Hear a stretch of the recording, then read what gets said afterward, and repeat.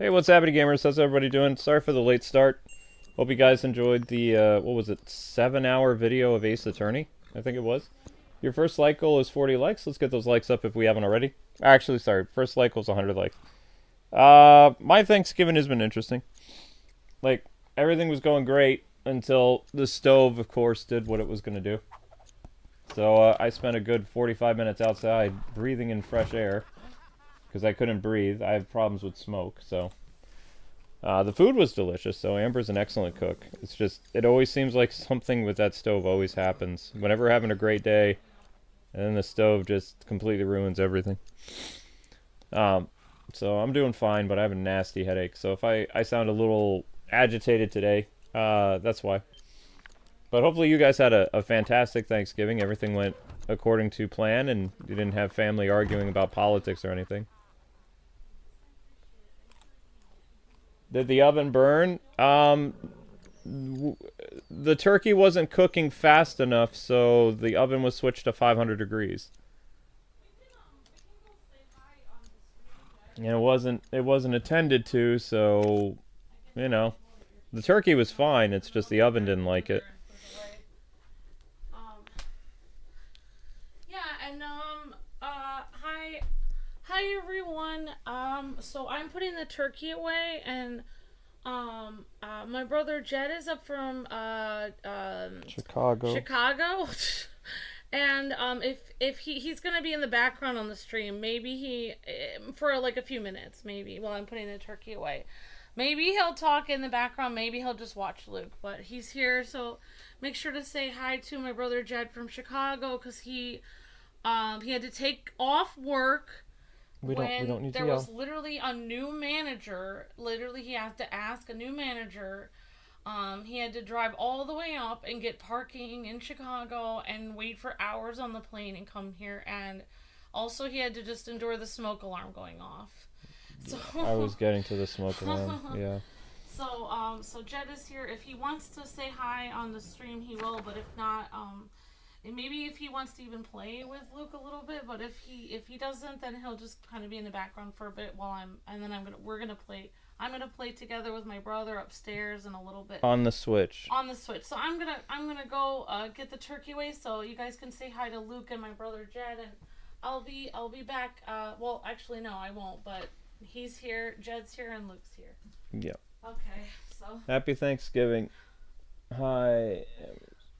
yeah, if you Yes, Amber is a very good cook. So yeah, I left out a detail. So of course the smoke alarm went off. You guys know that old smoke alarm. So Amber thought the battery was missing, so it chirped for about an hour and a half. I already had a headache by the time the smoke and like took over my house. On top of that, I had to deal with the underlining beeping for quite a while. And I didn't want to call my parents because I didn't want them to hear the smoke alarm beeping in the background because it's usually what happens when we cook in this home. So Oh, I forgot about your parents. yeah, I just texted them and said Happy Thanksgiving. They said Happy Thanksgiving, and what Amber made looks good because, of course, they watch our YouTube shorts. So they asked how the cats were doing. They asked how Jed's flight was, that kind of stuff. And just keep it very brief through text, so it's like very easy to respond to people. So yesterday we were in Rivendale. I believe. I'm trying to think what we should do. We did Weathertop. We did the pass. We did the Mines of Moria. What's supposed to be after that? That is another elf place. Yeah, this is an elf place.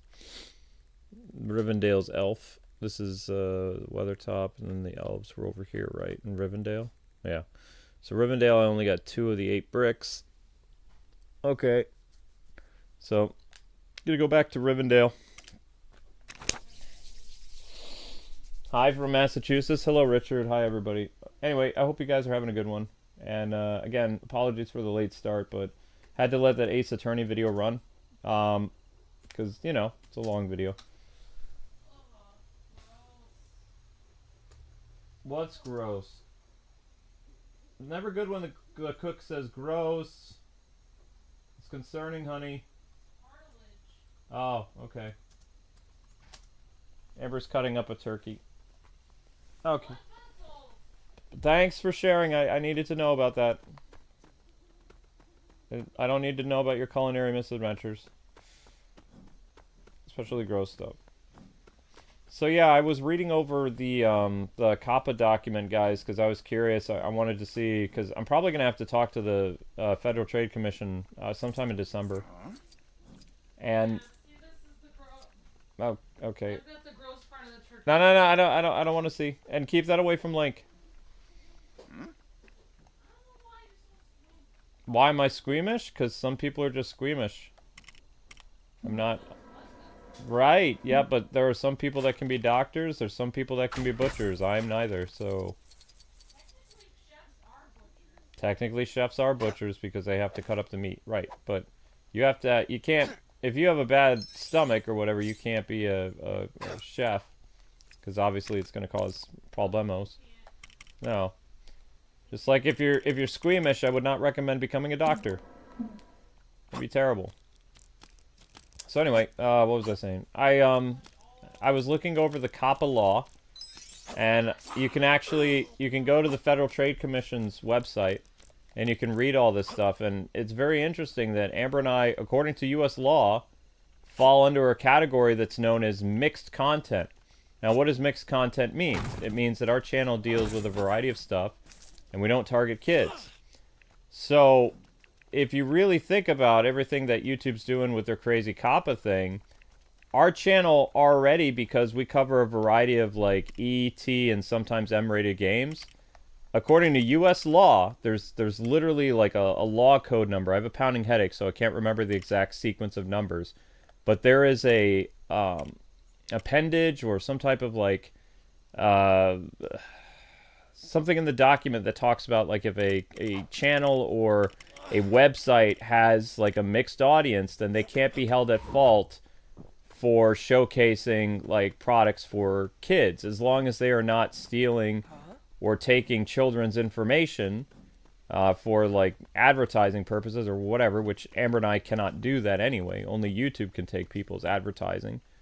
We're not in violation of the law. So basically this entire time, YouTube's been acting like a crazy person that doesn't understand the law.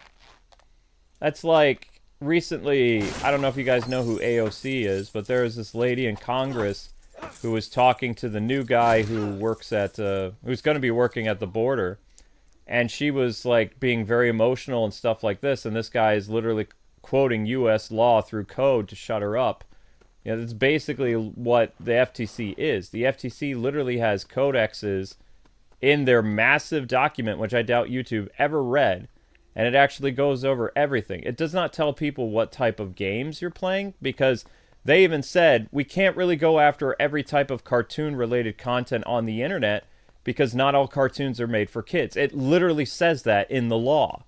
So it just proves that I'm correct and YouTube are idiots, because they've been hunting family-friendly channels for 4 years, and now they've been messing with us for about a month. And literally the law states that Amber and I are a mixed audience channel. They don't say general audience, they say mixed, because we cover things that are not appropriate for everyone to watch. We do T-rated stuff, which has violence, and sometimes it's got innuendo. And we do M-rated, which has gore, violence, sometimes language, and things like that. So we're already in the category of what the law would say is a mixed audience. In fact, our thumbnails, too. I was looking at a comparison on a website that's kind of like a... not connected to the FTC, but it's like... I was very busy yesterday.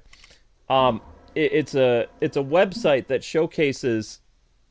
like, if people are worried about, you know, is my content made for kids? It's not connected to YouTube at all. But the website itself has like a list of... different thumbnails from YouTubers and things like that, like saying this is made for kids, this is not made for kids, this is what we consider bright colors with the FTC. And basically what they're talking about is, if you know who that little Ryan kid is, like that, I don't remember his name, he's a YouTuber like Ryan something, Ryan's channel, and they have like these super bright thumbnails with like this neon green background, and they have all these comic effects, and they have like very expressive emotions on the thumbnail where the mouth is agape and the eyes are wide, and they have all this crazy stuff in the background. That's what the FTC means by this is targeting children. That thumbnail, which a lot of viral thumbnails like Mr. Beast and all those other people are actually making child-friendly thumbnails. So Mr. Beast is violating Coppa every single time he makes one of his thumbnails to go viral. My channel, I do not violate Coppa because I use dark colors and I just like use the game characters and things like that. But I'm not actually making viral thumbnails on purpose because I sought legal counsel 4 years ago. And they went over my channel with a fine-tooth comb. So I don't appreciate YouTube, like, literally almost giving me a heart attack this past month. Like, you know, basically treating me like a criminal and all this other stuff. And when I'm actually in the right. I'm literally in the right. And so when I contact the FTC in December when they're back from Thanksgiving break, I know they probably can't tell me what type of games they would consider. Because, again, they said not all cartoon characters are considered MFK, which is true because there's adult animation, which people forget about. There's anime. There's all this stuff. And they're aware of it. It's like YouTube's not aware of it. I'll show it to you guys. No, I don't want, honey, I don't want to see the cartilage. I'm still very sick from the smoke. Do not do that. Alright. Okay, Jed, I'm gonna put this away. It looks gross. Yeah, that's fine. If Jed wants to go see it, that's fine, but I don't want to see it. Aw, dang it. It's really gross. It looks like... The joys of the PS3 jamming up again. You don't have to go see it if you don't want to. I wouldn't recommend it. Amber likes to do weird stuff. It's really gross. So I ripped all the flesh off of it. It's really gross. I had to rip everything off the bottom here. That's what they did. That's not the smoke alarm. That's the PS3 overheating. And you rip it off. So I got all this off the bottom. This is done. This is it. This is what a bird looks like when it's done. So, I mean, technically, I could probably sit here for 30 more minutes. Yeah, so basically, when I get paranoid about stuff, I research a lot, right? So I literally went through and I went to the Federal Trade Commission's website and I did other things to just see like what's going on. Because what's funny, ladies and gentlemen, is when YouTube actually hurts a content creator, they list a very generic and very vague wording of the document, right? But if you actually go to the website itself that they're linking, they have more concise information than YouTube's little Coppa blurb that they have on YouTube's website. So, like, the Federal Trade Commission has actually written out better guidelines than YouTube has. It's insane. And yet YouTube is the one acting like psychopaths, like going after people. They've been targeting, like, adult creators that, like, use... like, not action figures, but, like, literal collectibles and statues and saying their content is made for kids now. Like, this has all happened over the past month. It's not just Amber and I are being targeted. There's literally hobby channels that are under attack. It's insane. But they're not even... Like, I don't even know how you hold YouTube accountable for something like this because they're not even following the law. So, what are we supposed to do? You know? And it literally only took me about 20 minutes to read the document. It's all this U.S. penal code and all this other stuff. And it's talking about, like, you know, don't do this. And I was just going over the checklist, and it's like, I don't do any of that. Don't acknowledge your audience as kids. Don't, you know, make child-friendly thumbnails. Don't do this. Don't do that. I've never done any of that. So then why in the world is YouTube coming down on me like a sledgehammer when I haven't done anything? You know? It doesn't make any sense. So that's why I'm very defensive right now. Just because it just doesn't it doesn't compute. It's like the woke stuff. It's like common sense, you know, contradicts woke stuff, and I was never able to get into it because it goes against common sense. So it feels not only unnatural, but it's wrong. So the same thing with the whole YouTube thing right now with Coppa is literally the FTC has written out a roadmap that anybody could easily follow, and yet YouTube is a bunch of idiots, and they're trying to do something that is the opposite of what the law actually states. So it just feels weird. It's like they're so terrified of what the FTC did to them, which they didn't even sue them that much. It was like 500 million or something like that. YouTube makes more than that in a year. So You know, that was chump change for them compared to what PewDiePie and a lot of other people make them. You know, they just don't like it when somebody tells them they can't do something. That's what I'm thinking. They're like unruly children. Well, I don't know where all the trash bags are. Maybe I ran out of trash bags. I really think that like I'm gonna have to go to court like and like go before Congress or something and represent like content creators because I really feel that we have people that are you know running this business that have no idea what they're doing and they're causing more harm than good. That's what I honestly feel. Oh, it was probably right here. I'm sorry guys, there's a lot of background noise. I'm sorry, Luke. I didn't mean to. Uh-huh.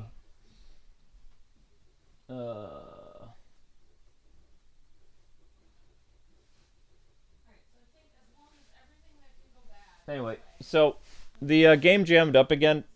Like the PS3 or just the even I think the Xbox 360 version of the Lego Lord of the Rings games jams up. So, because I don't want to talk about what happened to my Thanksgiving, what happened to you guys? Did you do anything fun? Did you guys have good food? Did you have fun with your family? Because I'm still reeling from a headache from my Thanksgiving. And you can make gravy from it. It's the juices plus the Go for it. garlic and tomatoes, and it actually makes Is that not what is that? all you have to do is pour all that juice in. I don't even know what that is. It looks like maybe I need to get up there from up top. I mean, that's basically what stock is like. Excuse me. Vegetables, Um, roast, all right. and it's a juice. And there's no flyers, so I have no idea how the heck to get over there. I don't even know if you can get over there. Oh, wait. I see. Okay. I see it now. So you need to use a wizard. You basically have to make an elevator with Gandalf. That's what they want you to do. So if you guys are just joining, this is actually the first time I've ever done free roam in Lego Lord of the Rings. So this is all very new experience. Never happened before. Amber and I went through the game 12 years ago and then never played it again. So there was actually a lot more, oh shoot, stuff to do. All that's trash. Ah, why? Okay, the game is glitching real hard. Alright, that's enough. Not very good, but That's enough. I mean, I do things for a living, but not very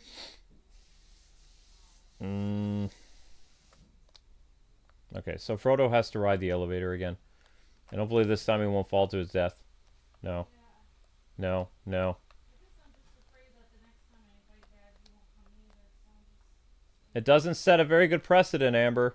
I'm nervous because it's like if I can't afford it, I can't afford to work so hard again, and if it's canceled again, I can't. It will be so much work Whoops. to do it again, and then it being canceled again. I don't know if I can. Maybe I'll just wait a couple of years and then do it. Cause I just it's a lot. I just don't know because I could afford it if I knew it was a for sure thing and I knew people were coming, but if it just gets canceled randomly, it's like I just don't know. It's a lot of it's like months of work for them. So but I do Subtitle. appreciate him wanting to come, so that was nice. But like if it would get canceled again, I just don't think I could ever do it again because it's just I appreciate your help. I haven't gone to the park. I haven't had any snacks. I've been eating the ramen for like 2.5 months so I could afford it.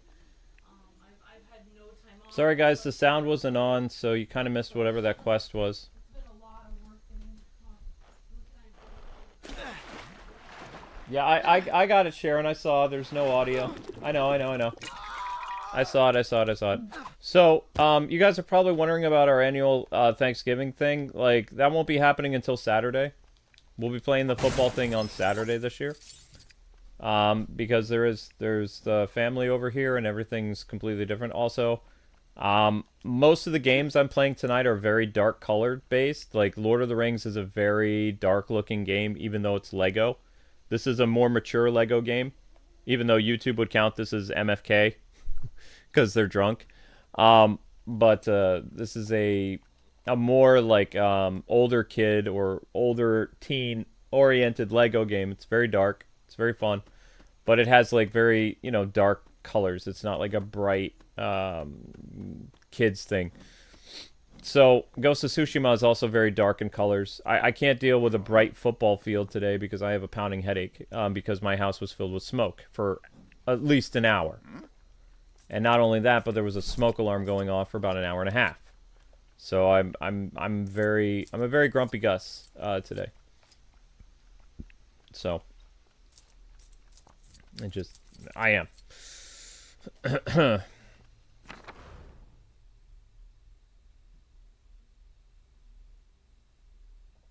Did you know that DC is making a animated Batman trilogy based on the Nightfall arc? That's interesting.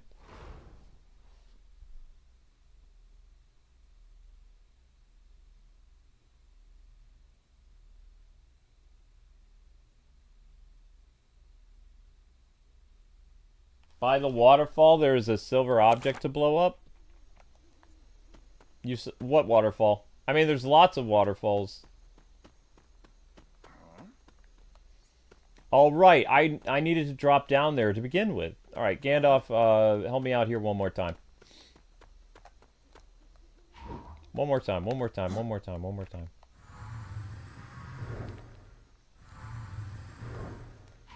Let me go up here and then take the Gandalf elevator.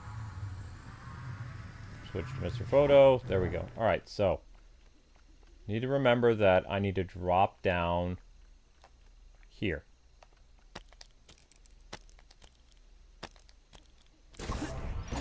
Whatever that is.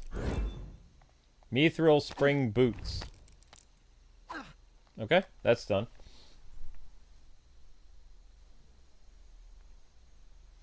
I mean, it doesn't make sense, Jotaro.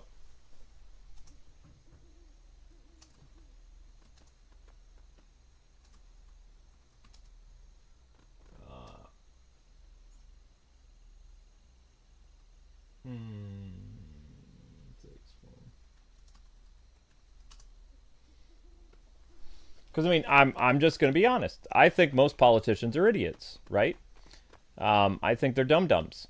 So the fact that because I was concerned, it's like, I talked to the Federal Trade Commission 4 years ago. How do I know that, talking to them in December, they're not going to say, we looked at your channel and the whole thing is made for kids, so we're going to sue you $50,000. How I feel a little bit better after going to their website, but I'm still terrified to call them without legal counsel. Like, I don't know if I should. I did briefly call them like a few weeks ago because I was going to report YouTube, but I didn't end up doing that. I just asked them like, what can you clarify what you mean by made for kids? Like, what's your stance on cartoon characters and things like that? And more or less, they told me that there's mixed audiences, there's general audiences, and then there's audience for kids. And they just glanced at my YouTube channel. I told them my YouTube channel. They looked at it, and they said, from what we're seeing, there's no violations. And they said, is that the only question you have? I said, yeah, more or less, but I would like some more detail on that. And they're like, well, I don't have time to talk now. You can try to call back sometime in December, and maybe I can give you a little bit more time, but I have to jump off. And I'm like, oh, okay. So, I mean, my phone call only lasted for like 3 minutes, tops. So, and also I got no written, clarification. I got nothing. So, I'm hoping my next phone call with them, they'll actually, not be more cordial, but actually give me something of substance that I can use and send to YouTube and be like, I talked to the FTC, here's the legally binding document or thing they signed that said my channel is mixed audience or general audience and it's not MFK. So please retract all MFK things or I will seek legal action against you or something, something to get the ball rolling against them. Because right now I can't really do anything, which is frustrating. But I always worry about when I talk to these companies because someone helped you really well 4 years ago. It doesn't mean they're going to help you when you get in contact with them again. You never know what type of government agent you're going to get on the phone or when you go in person. It's a very stressful situation. Let me guess. Nobody has a stupid pail. Who's the one with the pail? Is it Mary?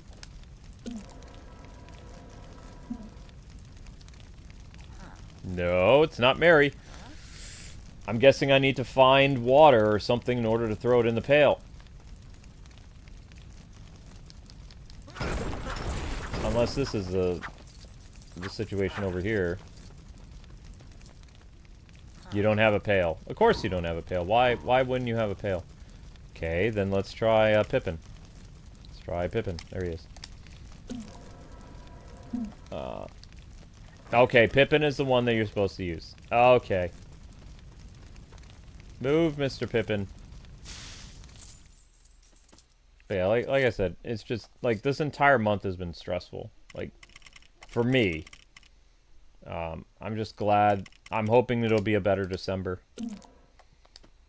And I'm also happy for the fact that a lot of the December games coming out are all T-rated, so that makes me feel a lot better.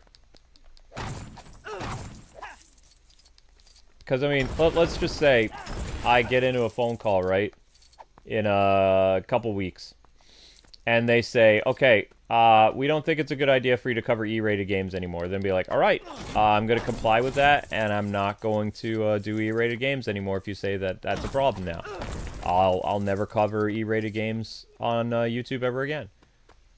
But, you know, I'm hoping that I get somebody with some type of intellect that's a lot better than dealing with YouTube. I've gotten a lot of positive feedback from the video that I posted. And, you know, most content creators said that I explained everything very well. It was very easy to understand.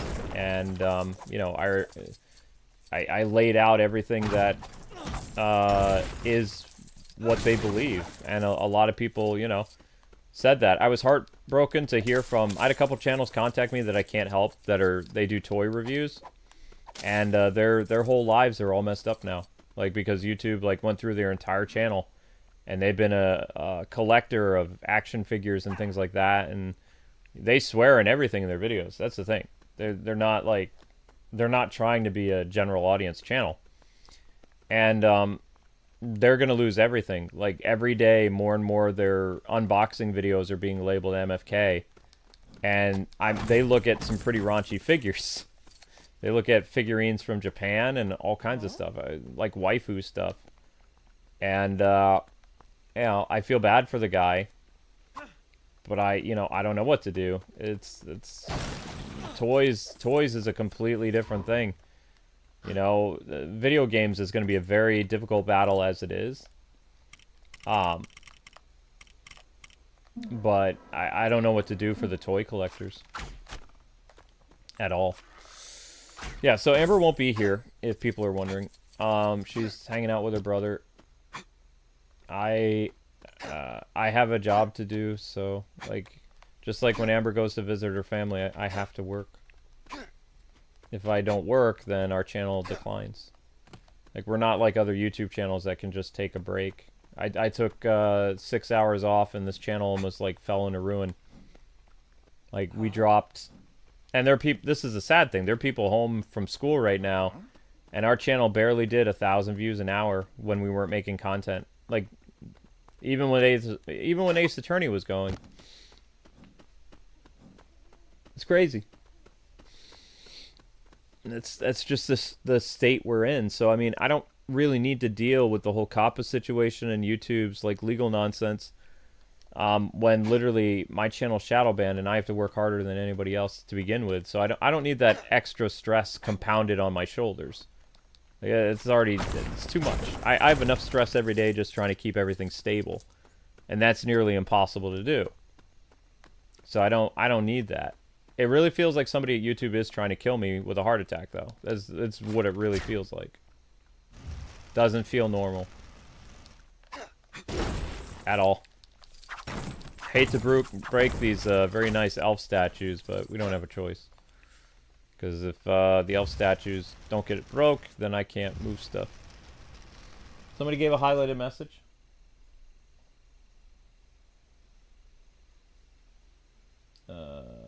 Hero. Happy Thanksgiving, Princess Luca, yeah. I haven't heard anything about animated movies with DC yet. I haven't really been following them. I like Nightfall, and I think that's interesting. It's just, if you're going to do a Nightfall movie or a Nightfall trilogy, you need to make sure that you have all your ducks in a row. Nightwing played a big role in Nightfall. Tim Drake played a big role in Nightfall. Paul played a big role. Jean Paul Valley played a huge role. Barbara Gordon as Oracle played a huge role. You need to have all those key players, along with Bane, and what they did with the with Nightfall, which is literally the reason why Batman was even beaten to begin with, is he was, he's human, so Bane exhausted him. Like, he broke everybody out of Arkham Asylum a year prior, and for that entire year, Batman had to get everybody back in Arkham. Every single person.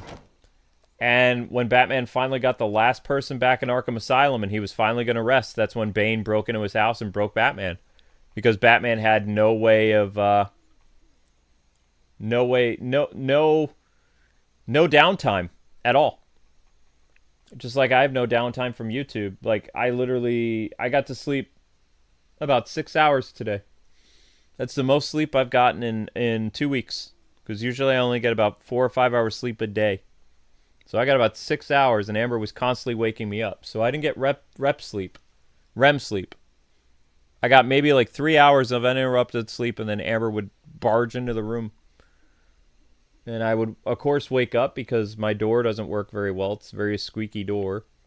And she was just asking me stupid stuff. I don't even remember half the stuff she asked me because I don't remember. The amazing view from Weathertop inspired me to write a poem. Trouble is, I left my only quill up there. Perhaps you'd be kind enough to fetch it for me.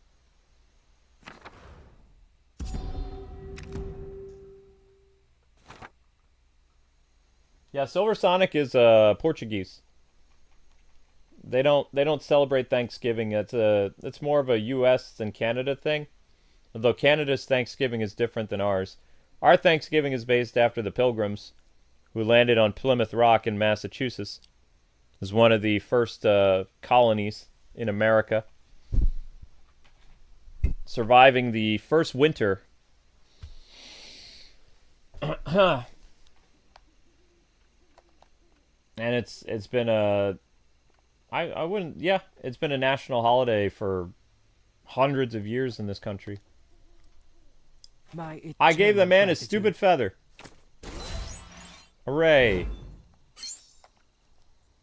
Alright, that's how we roll.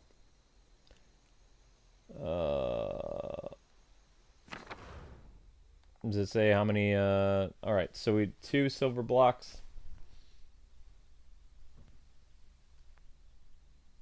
Canada celebrates, well, I mean, didn't Canada have different settlers than we did in America? Canada did something different. Like, I don't think that... I don't know a lot about Canadian history. I only know about American history. But the Pilgrims arrived, and they survived the harsh winter, and the reason why they celebrated the next year is because they were thankful to God that they survived. Although many of them died, actually. Many of the Pilgrims were not ready for the harsh winter. And, even though they were, quote, thankful for being alive still and for learning how to farm the land and stuff like that from the Native Americans who helped them out, the Pilgrims did not do well their first year. But in the Christian religion, like, struggling is a part of life and it's a part of faith. Like, struggling is to be tested and things like that. So a majority of them were very happy that they came out alive the next year, and also that they knew how to, take care of themselves. They felt very blessed, so that's why they celebrated Thanksgiving. So it's technically, it has, like Christmas, it's a very religious holiday. It's been completely secularized, like, for hundreds of years, but it was a faith-based, it was just a dinner. It's like a big, like, I wouldn't say a party, but it was like a feast. In olden times, when something good happened, you held a feast. So it was like a way to celebrate, you know, being alive and all that other stuff. And now, you know, for the hundreds of years that we've celebrated in America, it's very commercialized. You know? I mean, what holiday isn't commercialized? Even Easter is commercialized. Everything is commercialized in America. I only really talk about faith-based things when it revolves around faith-based holidays, so I can get away with it because it's like a teaching moment. Because a lot of people don't know that stuff. So, why is Gollum acting weird? What is this? What? Why? Okay, it's doing that thing again. Weird. Even Legolas is doing the weird slide. We're taking the hobbits to Isengard, to Isengard, to Isengard. Ugh. Oh, I just want this headache to go away. Alright, so where did you guys see a, you saw a waterfall? Where did you see a waterfall? I see a giant gate. And I see... I mean, Rivendale is supposed to be surrounded by water. That's how Tolkien described it. Tolkien or Tolkien or whatever you want to call him. Rivendale is supposed to be an elven city that is surrounded by waterfalls and water. That's a waterfall over there, but I can't go down there. That's death. So... Oh, I see it now. I don't know how to get that, though. Statues built into the game. I mean, it's not like I can summon a great eagle and fly up there. Oh, I see. We need to throw the dwarf. Okay. Alright, that makes sense. I was going to say, how in the world are we supposed to get up there? You have to toss a dwarf, I think. Toss me! Can I even fit there? Oh, there's a plank there. And I'm not well versed in Lord of the Rings either. I watched the animated movies when I was a kid. I read through the books once for school. In the East Coast in the 90s, the teachers gave you a choice for what, you know, book you were going to read over the summer. Like, you had a choice between, like, the Hardy Boys, Lord of the Flies, Lord of the Rings, C.S. Lewis. What was the name of some of those books? It was not The Great Gatsby. They didn't let us read The Great Gatsby in grade school. But most of the kids chose The Lord of the Rings because the teacher that we had, he was this British guy. So, like, he loved Tolkien. And I think he said we'd get extra credit if we could get through the whole book, because the book was really hard. So the way he described it, talking about elves and orcs and all this other stuff, I was like, that sounds cool. So I want to read that book. And he says, you know, it's a very challenging book, so be prepared for an adventure of your mind if you venture forth and do that kind of stuff. So he was a very, I guess you would say he was kind of like a thespian teacher. It felt like he was in the wrong field. Like, he was in grade school and he loved kids. But it felt like the dude was like an actor or something like that. Like, he was very... he was very expressive, and, like, he spoke with his hands a lot. A lot of, like, loud gestures with the way that he moved his hands. He was a very good history teacher, though, I think. I liked... Literally, I think the reason why I liked history so much is he made it feel like it came to life. The way that he described, like, medieval battles, and how he talked about the American Revolution, and how he talked about, you know, the Great Depression and all this other stuff. He was a very good teacher, like, at actually, like, painting a vivid picture in your mind with how he would speak. The only problem is he didn't stick around at school for very long. Like, he was only our teacher for 1 year. He ended up transferring to, I don't know, I think he became a college professor or something. I don't know what happened to the guy. And then that's when Miss Wheeler came in, and Miss Wheeler was my teacher for the rest of grade school. But he was really cool. I can't remember his name, though. But it's because of his passion for history and stuff like that that I really, like, wanted to do well in history, because it was just, I don't know, he made history exciting. And because of him, I got into the Lord of the Rings books, and it was just, you know, there's nothing quite like your imagination when you're reading, or when you did read. Not many people read anymore, but reading was a big thing in the 90s and the 80s, because you didn't have a lot of stuff. You had video games and you had movies and stuff like that, but a lot of people still read. There were bookstores like all over the place. And I'm not talking like Barnes and Nobles. I'm talking like small little bookstores that had like a coffee place built in, but not really a coffee place. It was more like a tea and coffee pot, like by a tray, or not a tray. What do they call that? It was like a floating shelf, and there were stools there, and people could make themselves like tea or coffee if they wanted to in the bookstore. And it had this really weird smell because it was a bookstore. Like there was a lot of books everywhere. It was like a mom and pop store that was just filled with books. Those were very common in the 80s and 90s. Now I don't think you can find many of those anymore because, you know, it's mostly been replaced with digital stuff. When new technology comes into play, I mean, old stuff tends to go bye-bye, so. And I was never a big, you know, massive book person, but if I needed to find a book, like a Star Wars book or Lord of the Rings, Compodium or whatever, just go to a local bookstore and they could order stuff for you and things like that. I don't even know if you guys have a lot of that stuff anymore. I don't think so. Just like people probably don't have a Radio Shack anymore. But I guarantee you, just to circle back, if the FTC did listen to my videos of me playing like games like this, they would think, what is this person's audience anyway? Because they're not running around going like, wee, you know. My videos are just commentary. Whatever I feel like talking about, I talk about. I don't target anybody. I don't really target gamers because, well, I mean, I do. I'm a gamer myself, but my interests are very different than most gamers. I don't even watch other streamers, to be honest. So I don't know how people do stuff. I only know how I do stuff.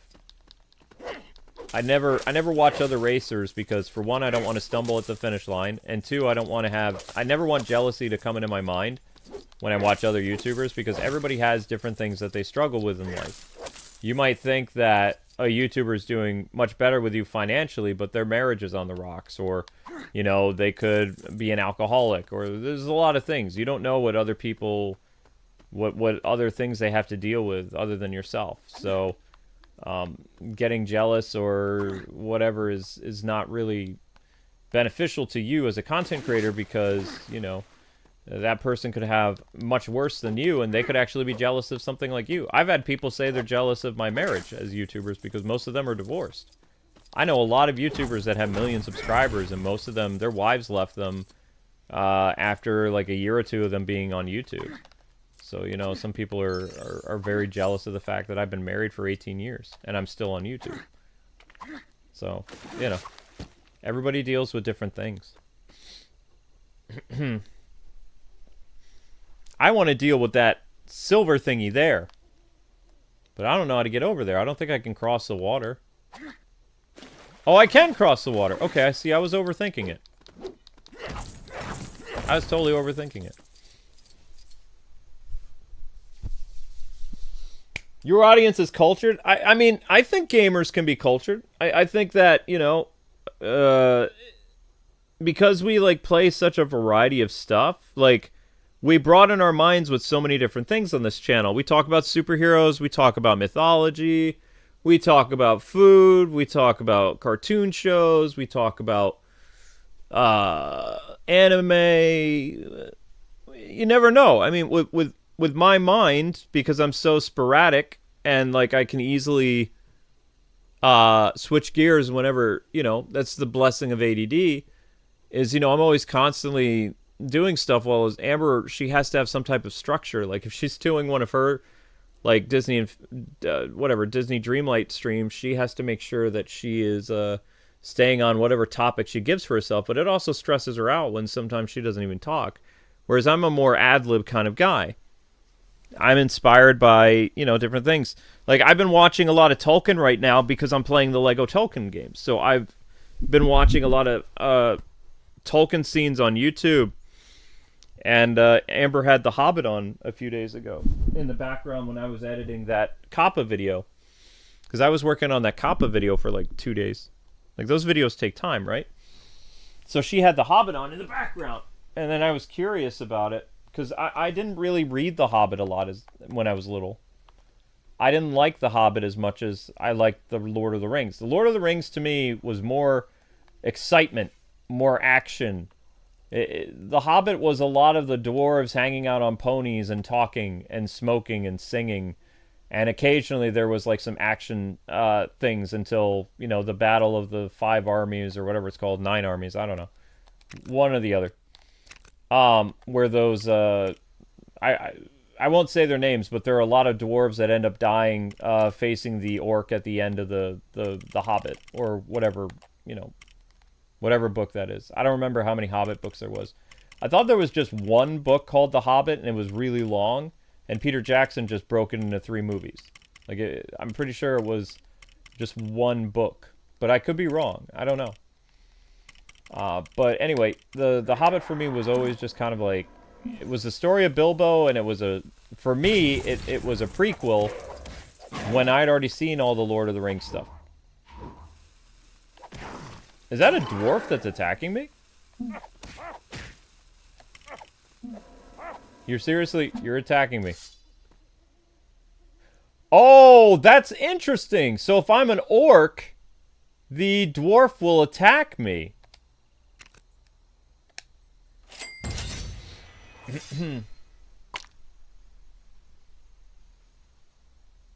Have I heard of the game Berserk? I used to watch the anime Berserk, and then I couldn't stomach it anymore because it's too gory. Dwarf.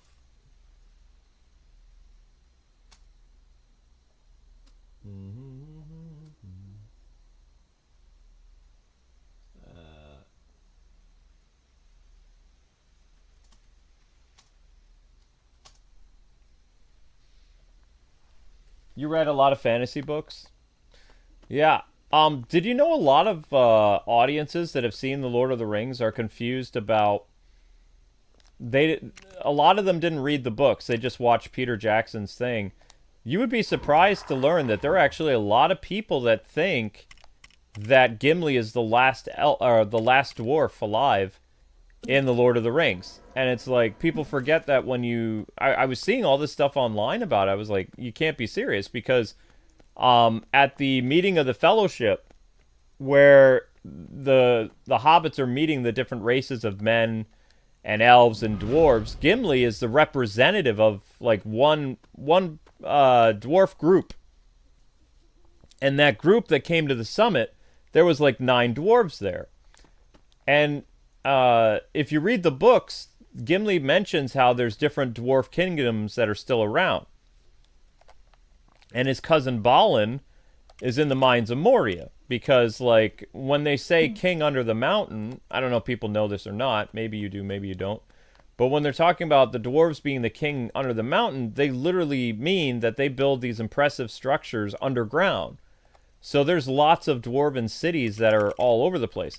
The only reason they went into the mines of Moria to begin with is because they were trying to make their way toward Mount Doom, which it's a shortcut to go through the mines of Moria. It will take you to a closer section for the Fellowship to travel to get to, where Mount Doom is. Instead, they end up getting closer to Isengard because the hobbits get captured. They have to chase after and go in the opposite direction. Away from... Because the 2 towers, not to get all weird or anything, but the 2 towers are in different directions. In fact, the Lego game did a great job of showcasing it, but Isengard's tower is in the completely, like, opposite direction of where Sauron is. So, Yeah. So they basically had to go out of their way to rescue people. Which, that just shows you how cool Aragorn is. Like, he's like, you know, we gotta go save our hobbit friends, because Frodo's got his quest, but we're not gonna let the halflings be tortured and killed, so they go after them. And then, of course, they rescue them in the third book. But, yeah, they went in the opposite direction. Because, you know, basically, Saruman's, I think that's, or Saruman, or whatever you want to call him, the White Wizard, his tower originally was basically keeping Sauron in check, kind of, like the positioning of it. Where he was, he could actually see what was going on in that land of darkness, until he, of course, became corrupted himself. He probably became corrupted because he was using the orb of Sauron, and, you know, even though he was a good white wizard at one point, the more he kept using that stuff, he became corrupted. And so much to the point that he actually destroyed the forest that he was charged with protecting. Although I always thought Radagast was the guy who was supposed to watch over the forest. But I could be wrong. I don't know. Like I said, I'm not a super fan of Lord of the Rings. I know some things, but I only know casual knowledge of the Lord of the Rings. Whatever I didn't see in a video game or whatever, that's where we're at. Alright, so we're in trouble. Where's Samwise? Okay, we're gonna switch to this, and no, don't kill Gimli, doggone it. Gimli, why? Where are we? Okay, yeah. Now make me Sam. Oh my gosh, it's doing it again! Stop doing that! Okay, fine. Fine. We'll do it another way. We're gonna go here, and we'll switch to Sam here. Yes. Thank you! My gosh. I didn't eat that much. I spent most of Thanksgiving coughing up a lung, basically. It's a Thanksgiving I won't forget. I'm very thankful my brother's here, but I had a bad... I woke up, I was feeling great. I had my cereal. Everything was great. And the stove had the mishap, and everything became bad. And my house smelled like burning charcoal for like 2 hours. And remember, we live in a small apartment, so the entire house smelled like the fire department was going to be here any minute. And I was gagging and felt like I was going to cough up a lung. It's horrible. Did not have fun with that. Not at all. Okay, so we only got three silver bricks. 3. I want to do more than that.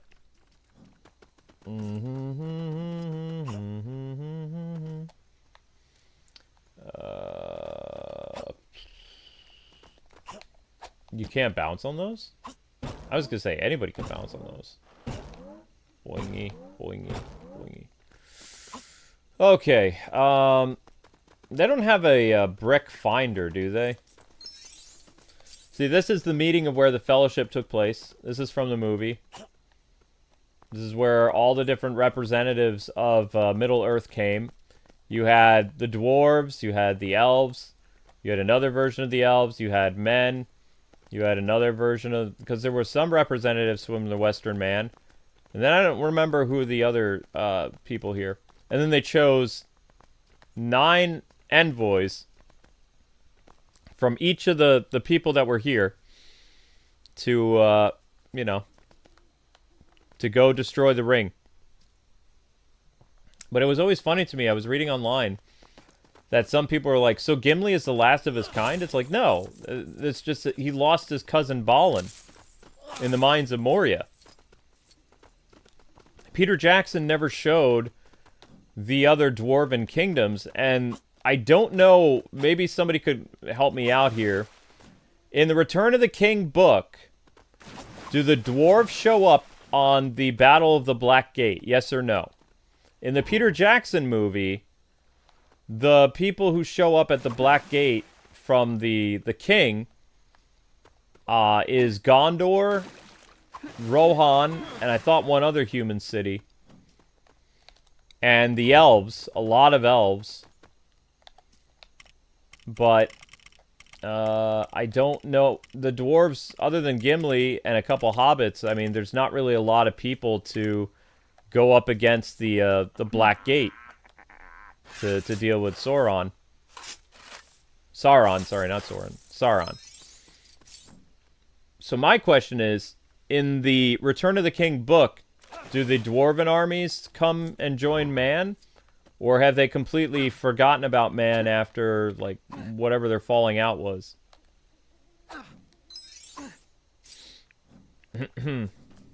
I can't remember, because I've only read through the books once. Because they're very, very long books. Nowadays, if I would try to read the Lord of the Rings books, I would probably fall asleep.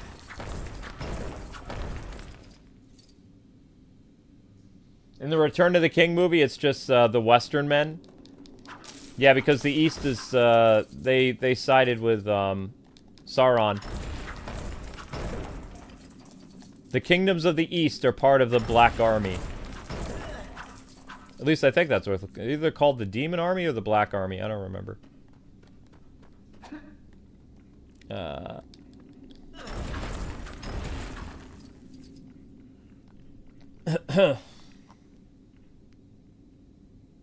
There is a brick finder? Okay, that's cool.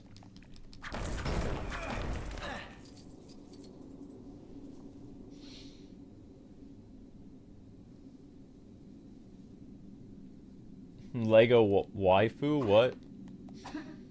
I don't know what that is. I don't want to know. Alright, so we're gonna go someplace different, because I don't want to do this. This is not doable.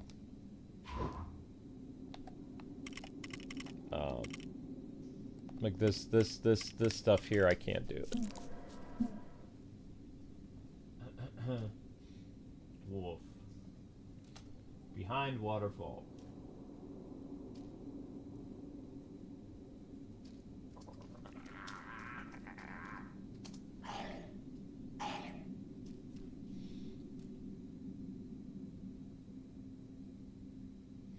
Once you leave Rivendale, there are more bricks on the way out. We're going to be going to both of the Elven Kingdoms today. Because I just want to be in the Elven Kingdoms. Because I can.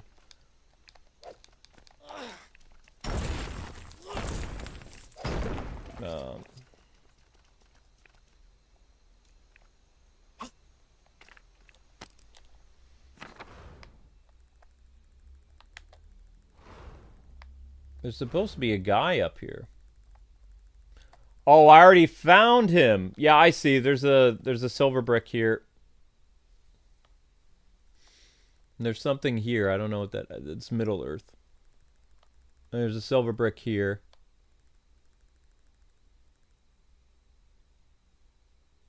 And there's the Third Age guy. Need to go to him. This is all Rivendale still. Rivendale is pretty big. It is. Let's go. Go Roars. Alright, let me pick your guys' brain then. Why did the dwarven army not show up to fight Sauron? Like, Gimli is the only representative that is hanging out with Aragorn and Legolas. Are people still sore with what happened to Oakenshield? Are they still upset with what happened during the events of The Hobbit? Or are their armies still so scattered after the events of when the orcs attacked before the events of The Hobbit? See, I was never a big Hobbit person, so I never understood. Okay, why didn't the dwarves show up to help the Kingdom of Men stand up against Sauron. Sauron.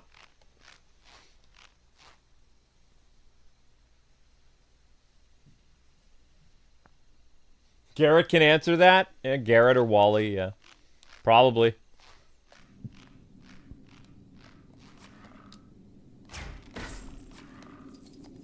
Whoop.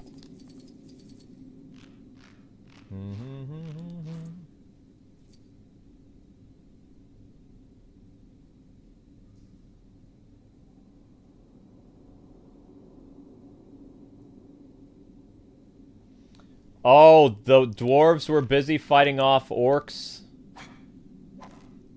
Okay, so that's why they could only... They only gave Gimli, though.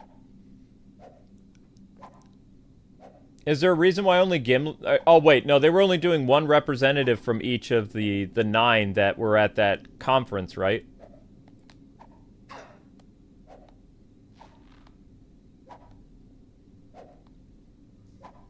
You had the Kingdom of Gondor put... I finally got that stupid brick. Yay. The Kingdom of Gondor had Boromir represent them. Aragorn... Who did Aragorn represent? Like, he was just, I guess, representing himself. Legolas from one of the Kingdom of Rivendale, right? That's where Legolas was from. Then you had the 4 halflings from the Hobbits. Gandalf represented the wizard. And that's it. And then, of course, Frodo. So, Frodo and the Hobbits makes 4. Gandalf 5. Gimli from the dwarves, that's 6. Aragorn from the wilds, I guess, would be 7. Boromir from Gondor would be 8. And Legolas would be 9.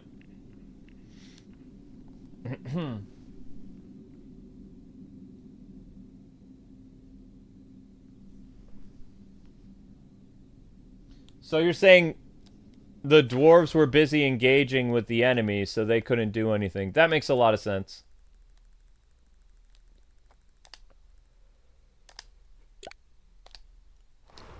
I never thought of it like that way. That's pretty smart.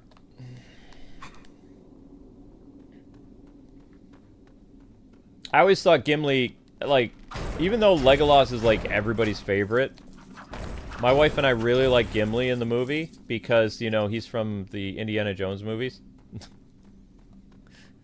Which people probably knew that.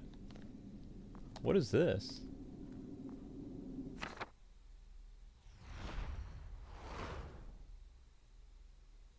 Middle Earth? Bonus level?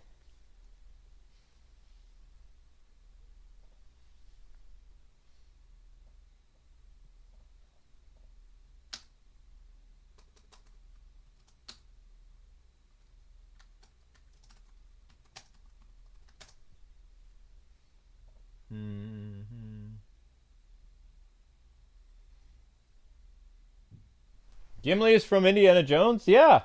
You didn't know that, Miss Deanna? He's Indy's friend from Raiders of the Lost Ark. The big jolly guy in the Middle East? Or in Egypt? Sully? Oh, what's his name? I can't remember his name.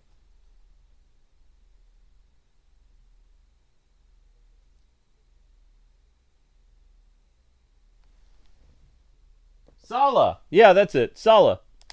Yeah. Gimli is Sala. From Indiana Jones, Raiders of the Lost Ark.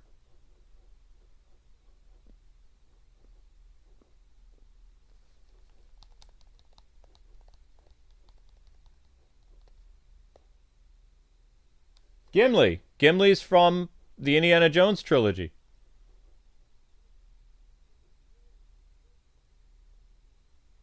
Yeah.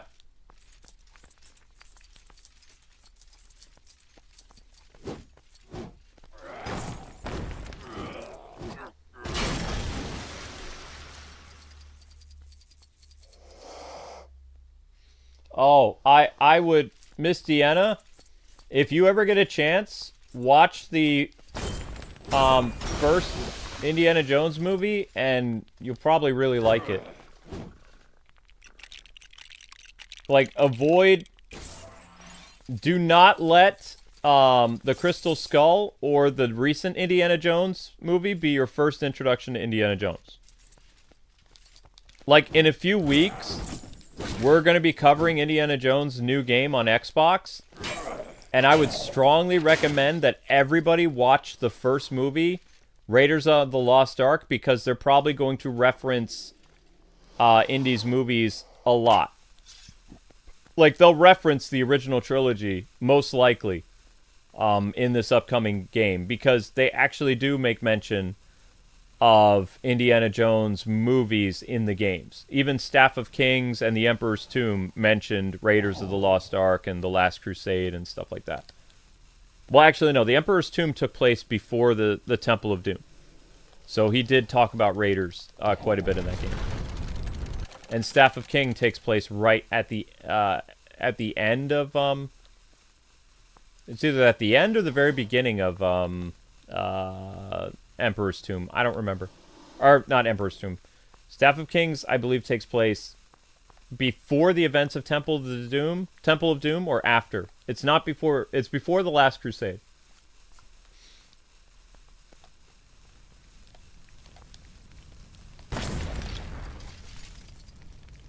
Last Crusade is my favorite too. I don't like Temple of Doom, but I mean, I will watch Temple of Doom over the Crystal Skull or whatever the last movie was.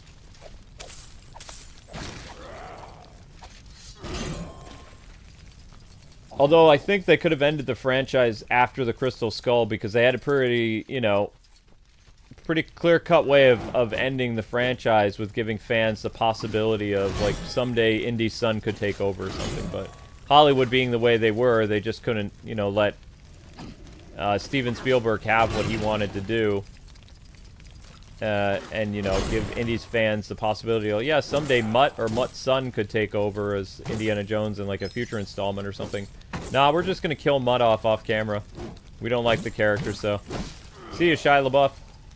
We're gonna make Indy a sad, depressed old man, nothing like how he's supposed to be. Because people love sad, depressed people in Hollywood. No, they don't.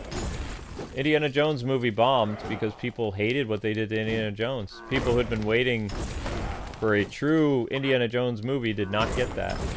They got Crystal Skull. A worse movie than Crystal Skull.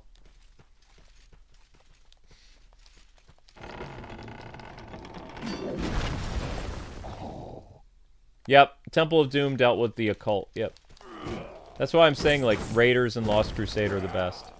Like, if you want, like, true adventure films, then you can't go wrong with Raiders and The Last Crusade. Are very, like, adventure-oriented movies. Good stories, too. Temple of Doom is just kind of like... It's kind of like the Arkham Origins of the Indiana Jones franchise. It's a younger Indiana Jones, or rather the older actor is portraying himself younger. Whereas, in continuity-wise, the Raiders and The Last Crusade take place when Indiana Jones is much older. Like, the Last Crusade and Raiders take place right before the events of World War II, and Temple of Doom takes place 10 years before World War II, I think. Something like that. Or 6 years before World War II.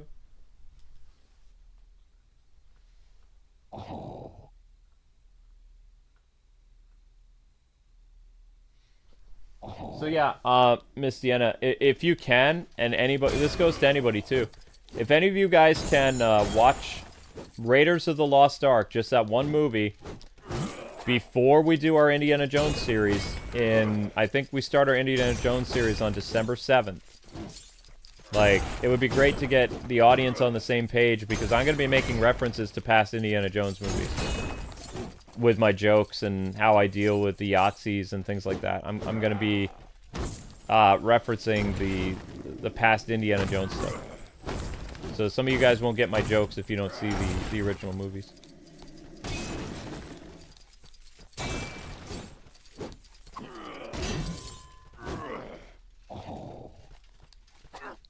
Just heads up, I like to do references, so...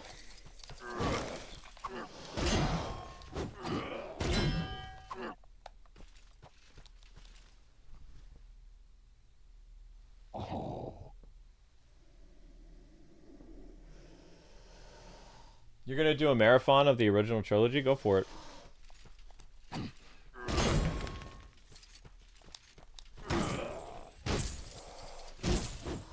Yeah, because the Indiana Jones game that we'll be playing takes place during World War II, I think. Because Indy is dealing with the SS. So I believe not the movie. I believe the new game takes place in like 1944, something like that. So it's the year before the Germans lose the war. And Indy is part of the OSS, I think. Or OS. Oh, what was the name of the... I can't remember. They weren't the CIA yet. Shoot. What was the name? I can't remember. What's the name that the CIA used before they became the CIA? During World War II, they were known as something with an O.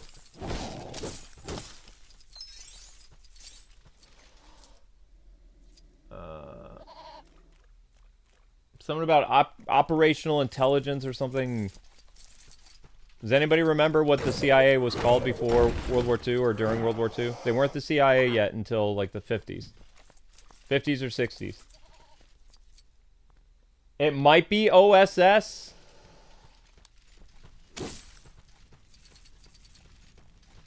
I don't remember.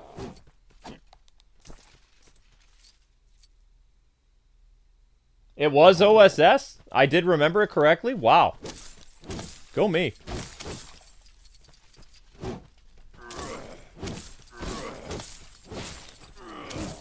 No, SS is Nazis. OSS was what the CIA was during World War II. They were a spy group that worked with the Allies, gather intelligence, and they risked their lives and stuff like that.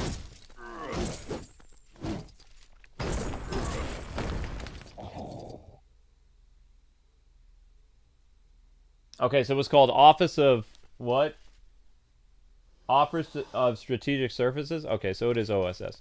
Yeah, so Indy was actually part of the OSS. If you've ever played the Indiana Jones game Infernal Machine, which takes place in the 1950s when Russia is the enemy during the Cold War, because Indiana Jones lasted until, like, he was active until at least the 60s. Like, he retired as a archaeologist and man of action by, like, 1960. So, Indiana Jones and the Infernal Machine took place before the Kingdom of the Crystal Skull, because that wasn't a thing. When the Infernal Machine came out, it was on N64, PlayStation, and PC. So I believe the Infernal Machine was either 1999 or 1998. And Indy was trying to steal something to prevent the Russians from getting it. And they mentioned his time as a part of OSS.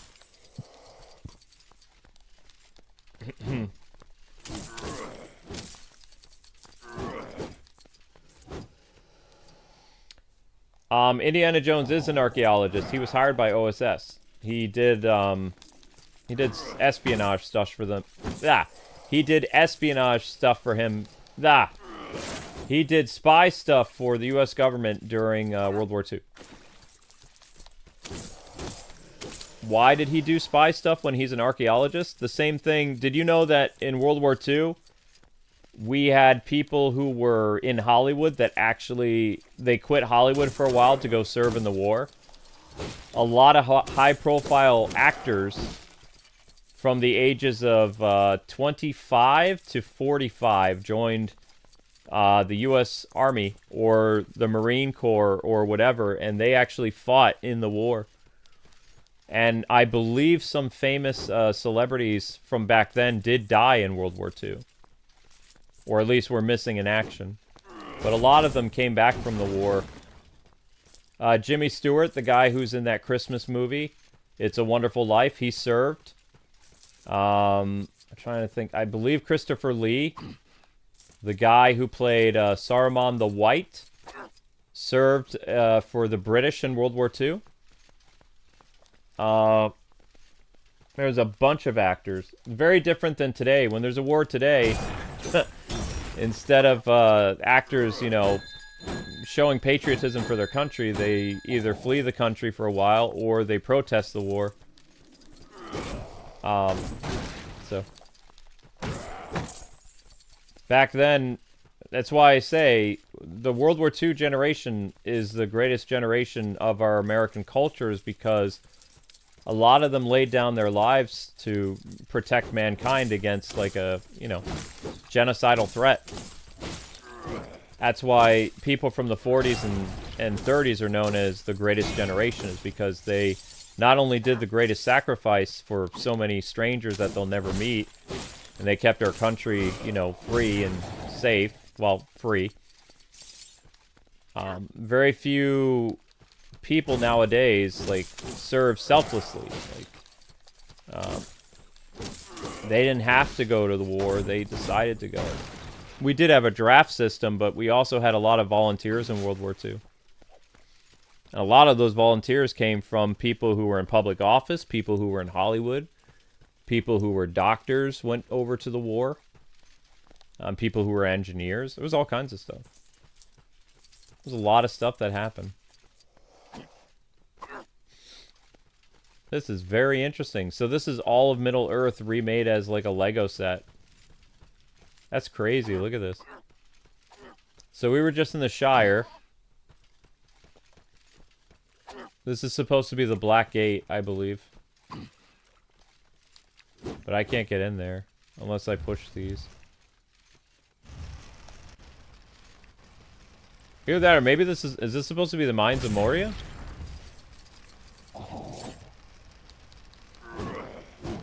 Oh, it still won't let me in. Yeah, no, this is supposed to be my base. So this is where Sauron is. Sauron. I don't know where Mount Doom is supposed to be. I don't even know if they have Mount Doom. This is some village. This might be Rohan. It looks like it's supposed to be Rohan. This is Helm's Deep. I think. Yeah, this is supposed to be Helm's Deep. This is the bomb.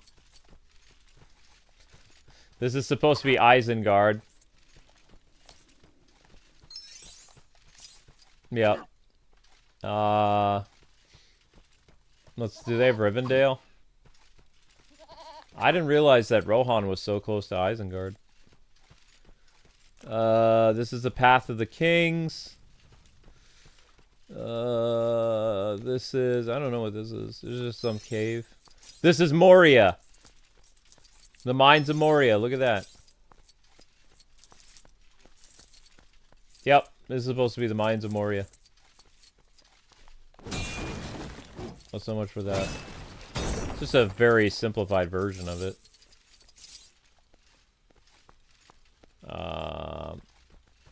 There is Isengard over there. We're taking the hobbits to Isengard, to Isengard, to Isengard. The hobbits, the hobbits, the hobbits, the hobbits, the hobbits, the hobbits, the hobbits. To Isengard, to Isengard. This is Bree. Yep, this is Bree. This is the Shire. What's left of it, because I broke it. From the Shire to Bree. Or actually it'd be known as Hobbington. The Shire is just where the hobbits live. They live in a place called Hobbiton. There's Bree. This must be Weathertop. Maybe.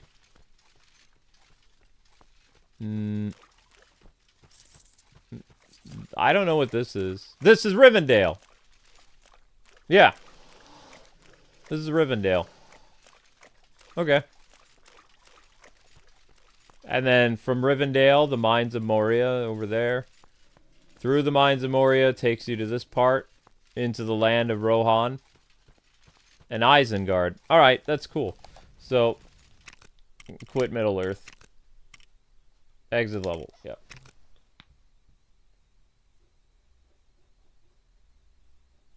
Yeah, no, I was just exploring it. I'm not planning on doing it. It's impressive, but no, I don't want to do that.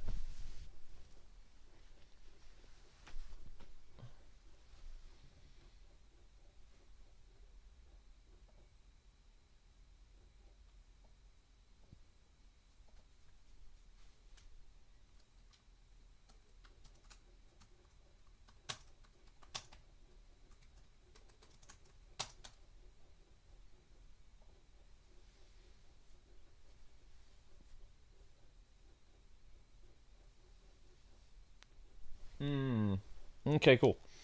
All right, so I want to go see the king from the Third Age.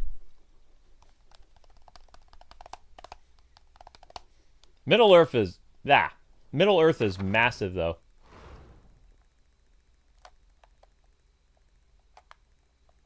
And this is supposed to be what? Gothmog.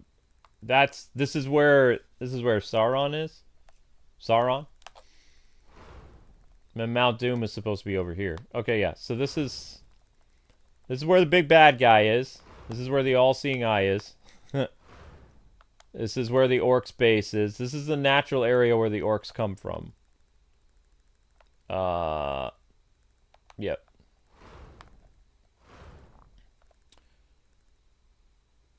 Minas Tirith is near where the orcs are. So Gondor is actually close to where... Really? The secret stairs. This is supposed to be Minas Tirith? For real? No, this is Minas Tirith. So they can see... This is Gondor. Minas Tirith and Gondor. The villain is over here in Mordor. So Gondor and Mordor are really close to each other. Rohan is up here, and Rohan and Gondor don't like each other very much. And then Isengard is near Rohan. Ah! Now it makes sense why King Theoden is well known with the wizard. Because Rohan is in Isengard. And then up here is the land of the elves. You have Rivendale, and then you have Galadriel is over here. I get it now. And the Shire's way over here. This is Bree, and the Shire's here, Hobbiton. Can you even travel up here? Airnor? I don't see anything up there. Then from Bree you go to Weathertop. It's very interesting. It really is.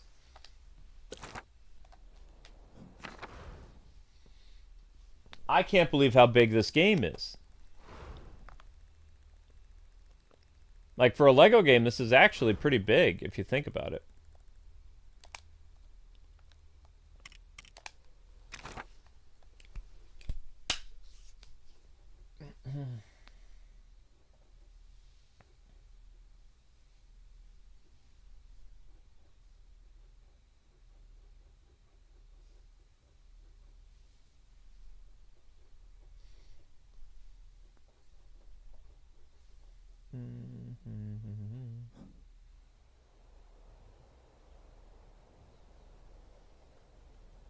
Okay.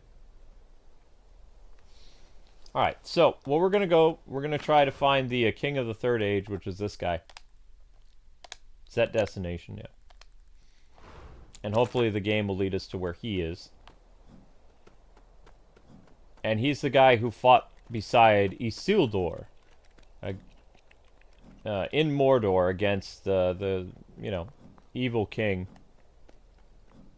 And Isildur betrayed the elves and did not destroy the ring. But I think it actually happened a little bit different in the books.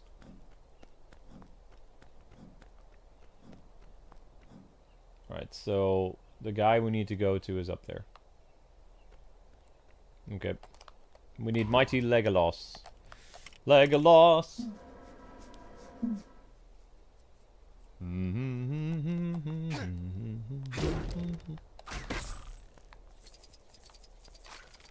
Whoops. Try this again. There we are.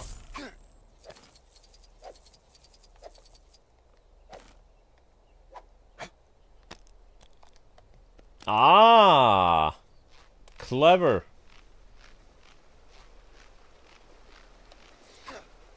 Okay, I probably asked this before, but who is the father of Legolas?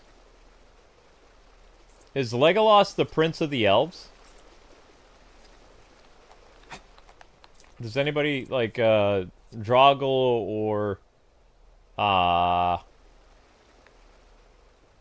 Draugr or Garrett or anybody? Like, who is Legolas? He's not just some random elf, right?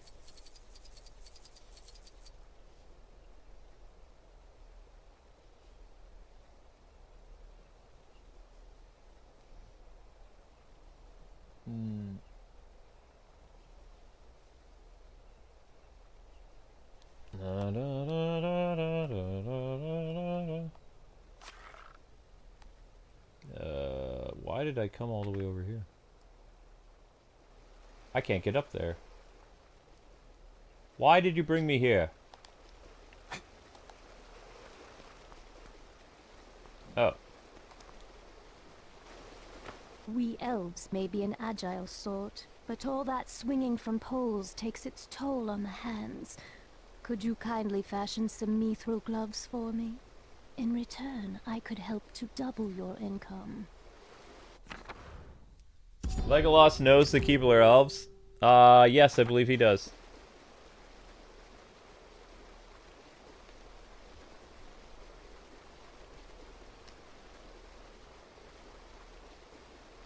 Rondal is the father of Legolas?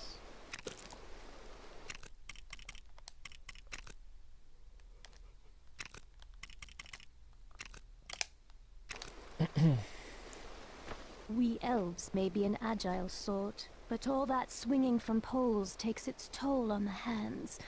Could you kindly fashion some mithril gloves for me?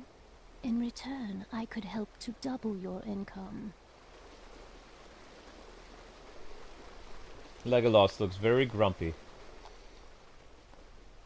Been hanging out with Gimli too much. Whoa!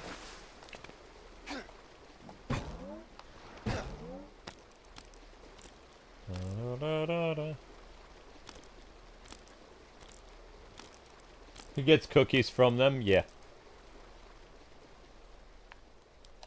I'm stuck. And now I'm unstuck.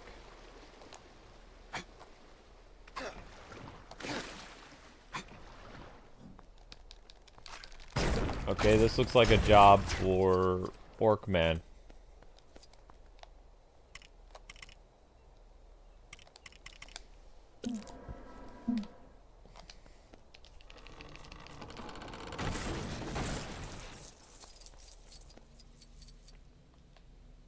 Whoa!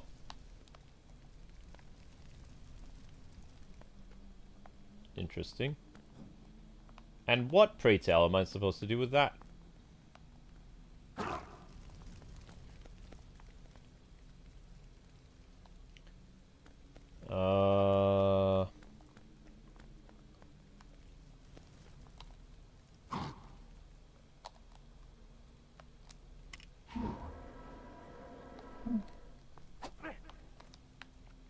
What?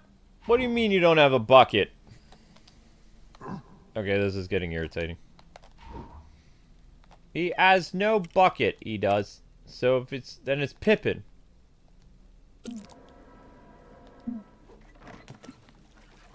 Whatever.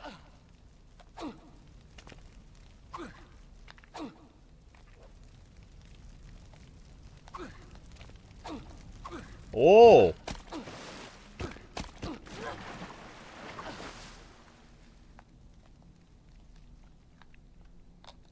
Does he still have... Ah!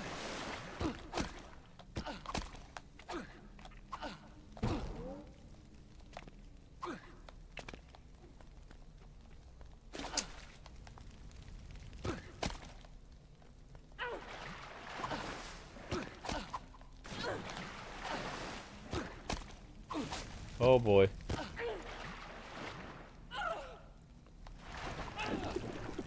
I think we broke the game.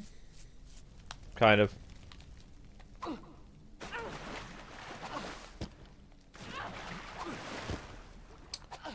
Boing, boing. Oh, we seem to be okay.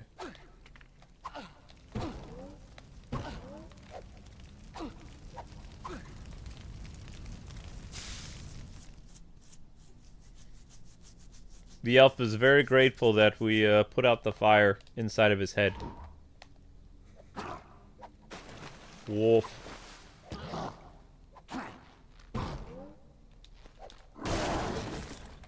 Ah! The orc would like to play.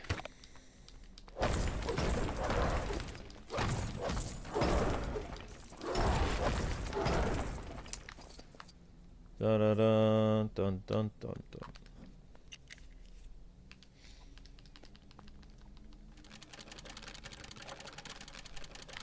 What have we here?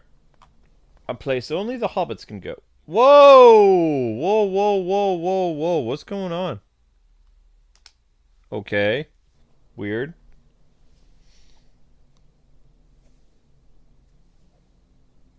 Why do I run into all the problems? Hmm? Hmm?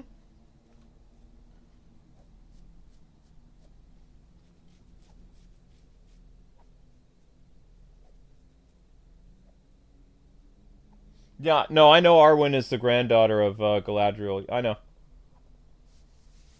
I knew that. I completely forgot who Legolas was related to. That's all.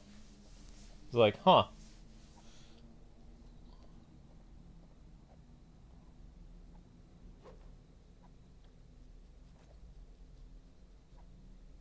Alright.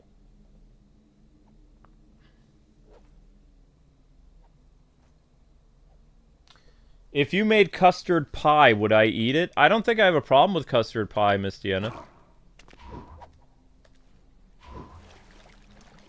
My wife made a lot of pies. Ow.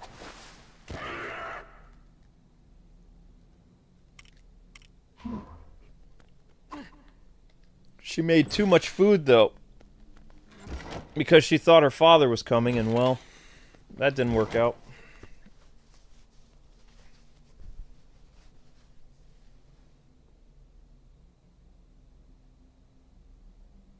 Are the Hylians from Zelda supposed to look like elves? Yes.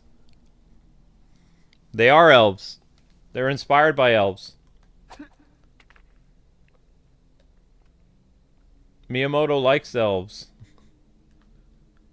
Oh my gosh, why?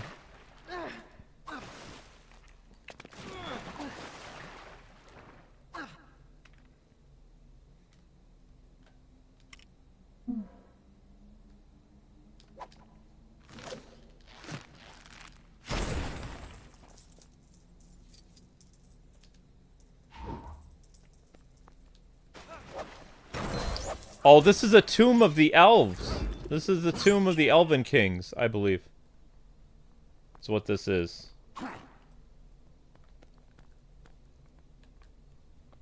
That was it?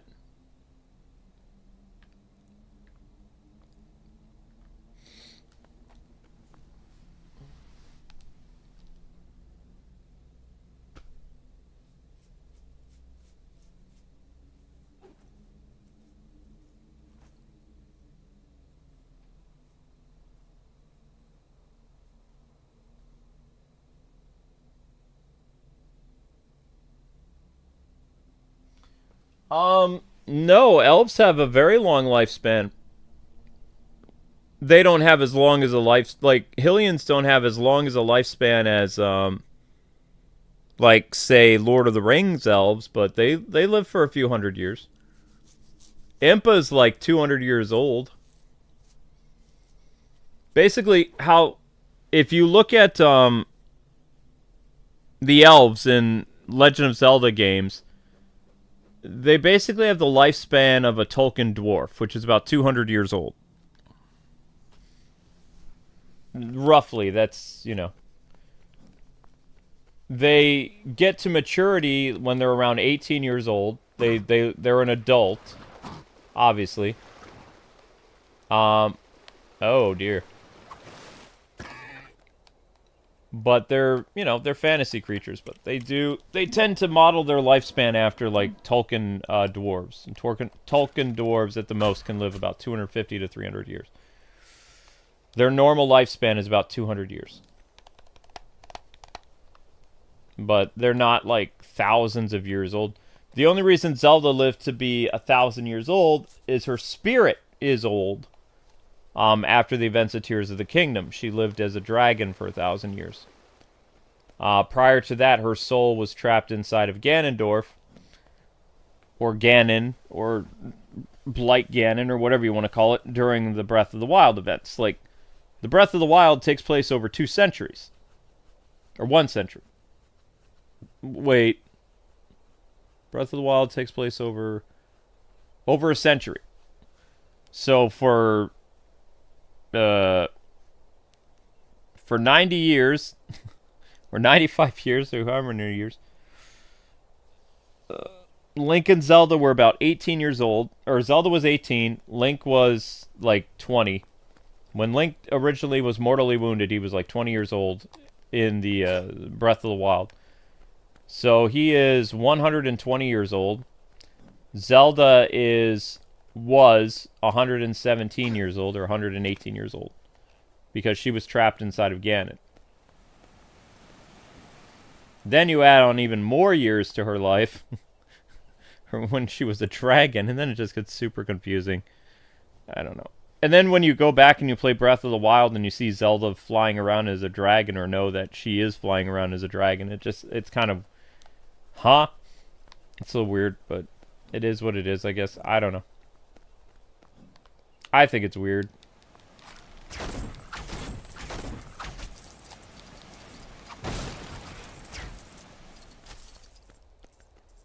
So Agent Smith is not Legolas's dad, is he?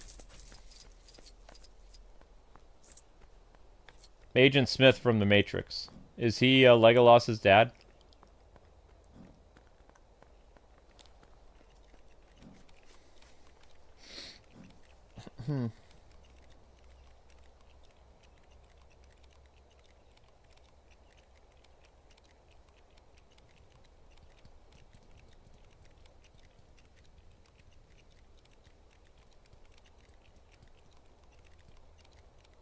Zelda lore is complicated? Yeah, it is. Well, Zelda lore used to be very simplified, and then Nintendo made it super confusing. And then they were like, oh, we're going to try to find a way of connecting it all for Breath of the Wild and Tears of the Kingdom, and somehow connect it to the older Zelda games. You can't. It doesn't work that way. That's why Nintendo gave up on the timeline for The Legend of Zelda. They're like, yeah, it doesn't matter. It doesn't matter anymore. We don't care. Don't worry about it. Just enjoy the games. Nintendo will never worry about the continuity ever again because they don't care. It's like, yeah, it doesn't matter.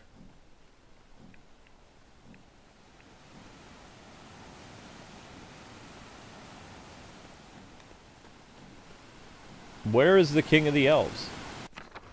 Am I getting there?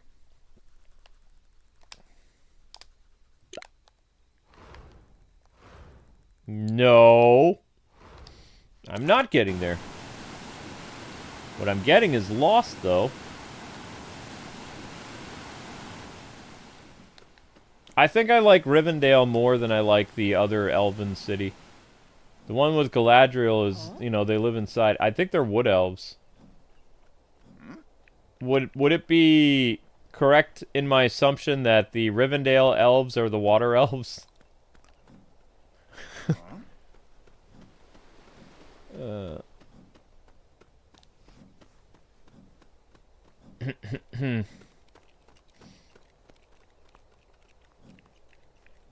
I think this is it.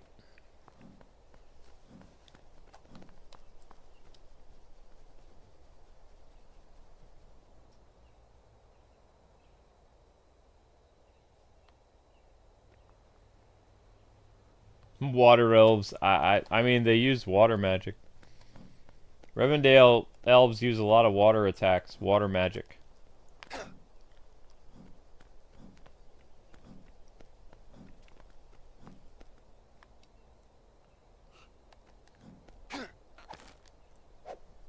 Okay, how in the world am I supposed to find this guy?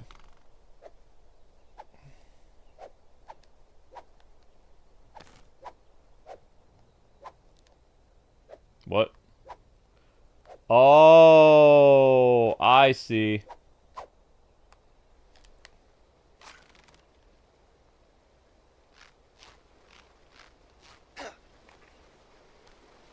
Nuts.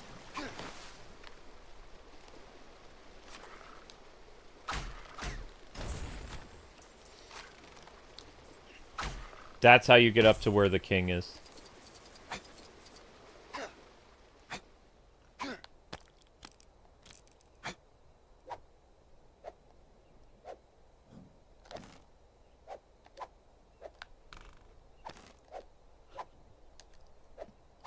Yep. That's how you do it. Alright, cool. So the king is up here for some reason?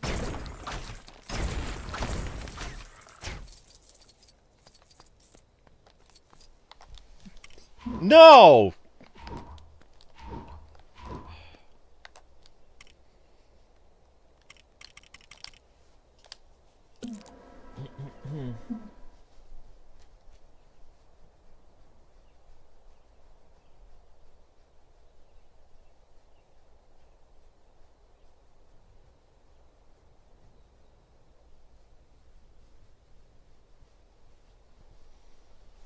I mean, I made a lot of Arkham lore videos back in the day.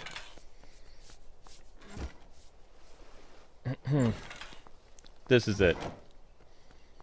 This is the guy. Or not. There he is! Wait, that's not Legolas's dad. That's Arwen's dad. That's, Aragorn's father-in-law. Oh, okay. Okays.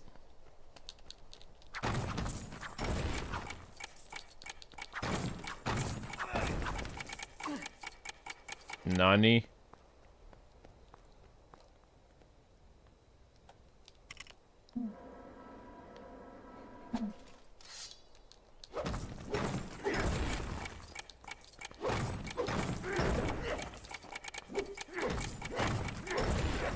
Wait, what?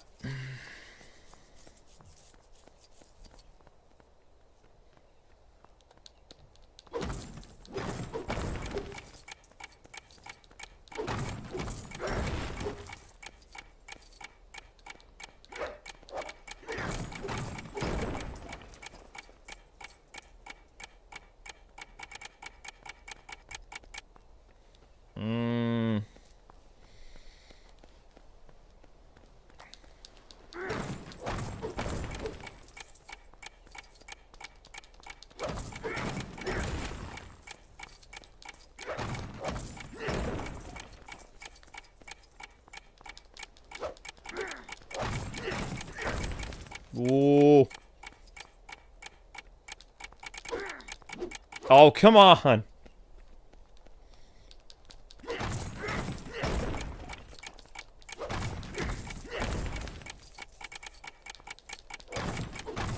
Huh?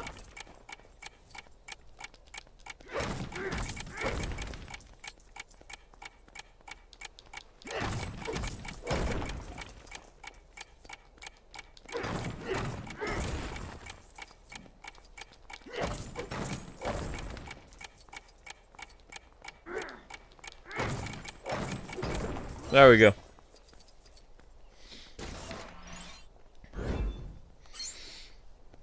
That was actually a tough place to get to up here. Yeah, that's more or less done. Alright, so how many bricks did we end up getting? We did 6 of 8. Not bad. Alright, I want to go see Galadriel.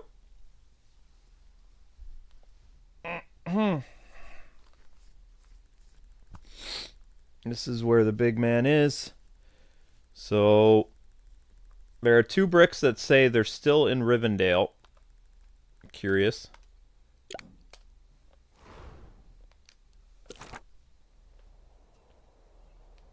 Arrows fly faster. I just felt like running and hitting them with the shield.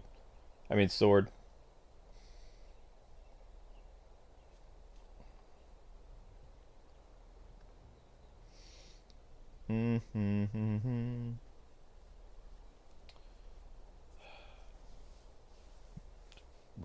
Whoops.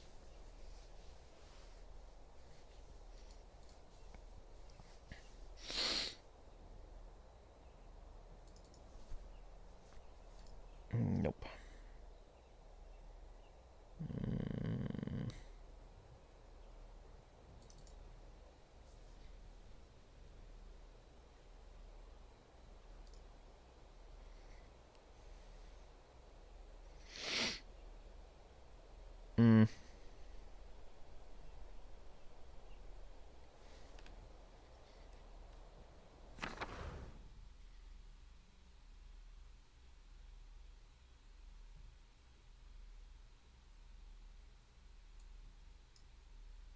Sorry, guys. Deep in thought. We need to go this way. Also, I need to get some brisk iced tea. Be right back. Mods in the chat, if you guys could push a short for me, that would be great. I would like to try to push,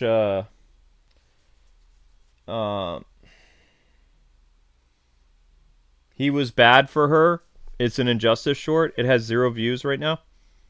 If we could push, He's Bad for Her, that would be great.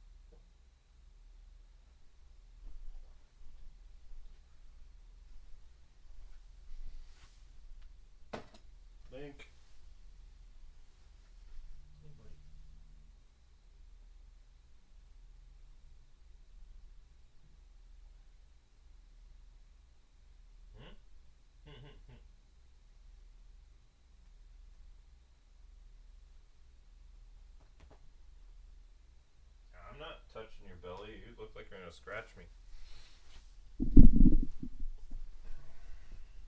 Oh, I forgot to run the do not be right back thing. Oh. I feel so out of it, guys and gals, after that. All the smoke in my house. My head is still throbbing. Oh. Guess we'll call this section Brick Search.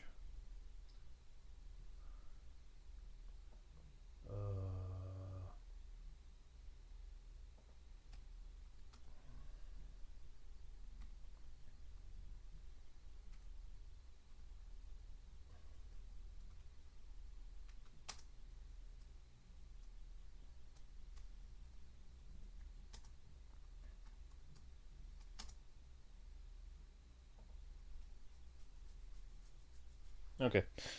Just so you guys know, though, we won't have early access to Indiana Jones, though. Like, I don't see that happening. We don't have any Bethesda contacts or Xbox contacts, so I highly doubt we're going to get an early, like, even a day early copy of the game. I don't think so. I asked their press company a year ago, and I've been, you know, keeping up with them, but I haven't heard anything. Zelda, you can't come up yet because there's problems. Alright, so this is going to lead us where exactly?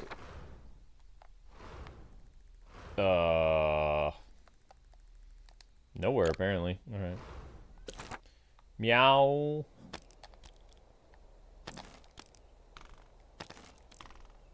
Follow it. Follow it to its place of origin. Probably. Samwise. Sam! Mr. Sam!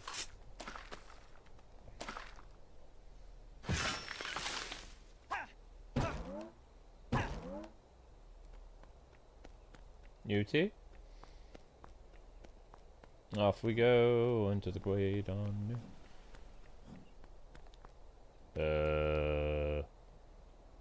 Alright. How, pray tell, do I get up there?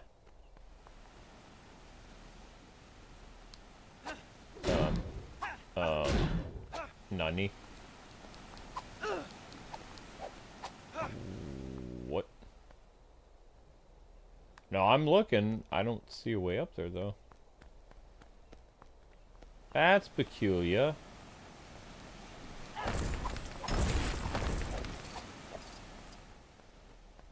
It's a Gandalf thing.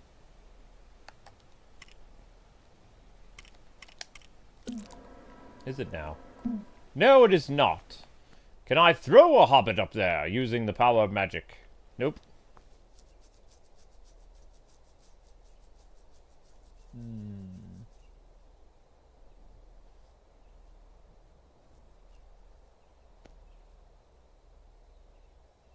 If I get 1,000 views, will I stream this tomorrow? I don't know. My schedule tomorrow is weird. I have a topic video going up at noon for you guys tomorrow. And then Amber, I think, has a video going up at like 2 or 3. And then I'll be back around 6 o'clock. And it should be business as usual, but I don't know what games are tomorrow.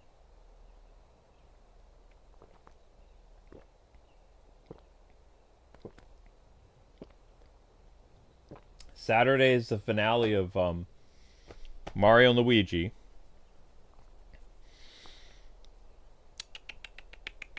Furball, what are you doing? Does anyone know how to get up there? I can't seem to find a way up there. It's quite odd, actually. It says go that way, but it's like, how does one indeed go up that way over there? I don't know. Now we're in a completely different area. This is the one with the giant heads on it. This is the tomb of the elven people. Quite right. Yes. So how on earth would one get up there? Unless, of course... Oh, bother. No. Meow.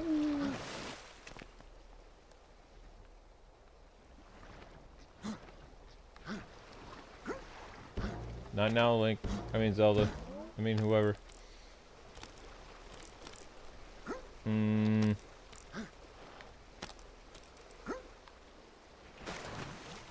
Oh dear.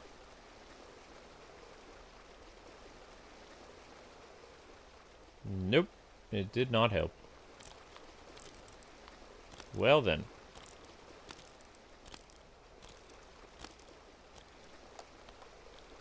Went a completely different way on that one. Yes, we did. Yeah, happy Thanksgiving. No, no problem.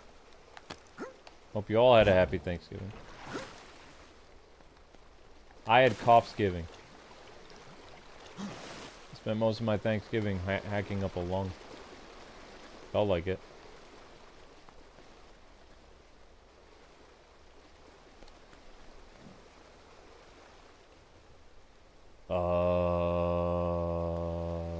Nope.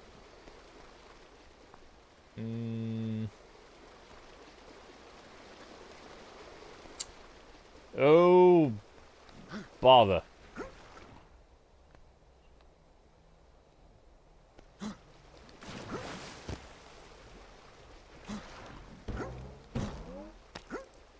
Whoa. Well, I know where I'm supposed to go, but I can't get there.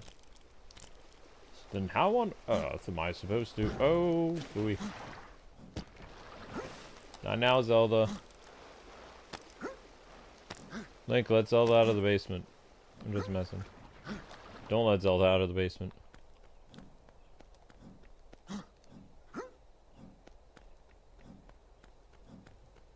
How does one use that?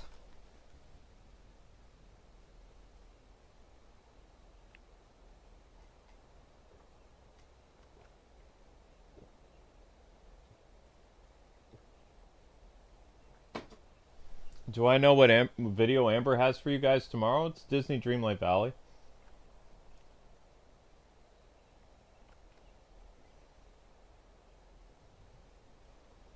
I know it's that much. It is Disney Dreamlight Valley.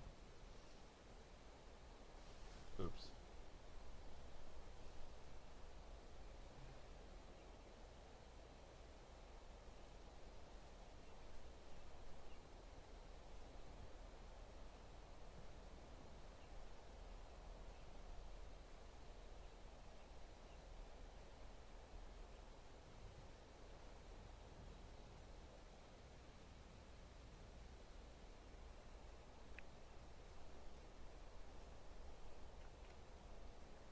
Not now, Zelda.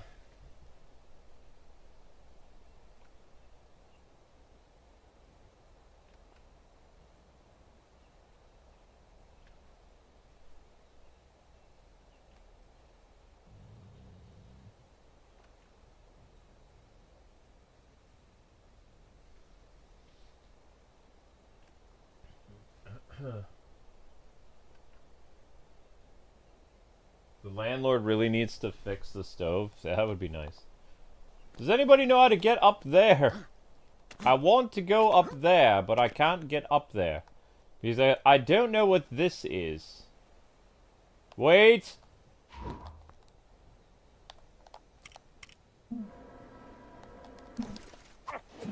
Never mind.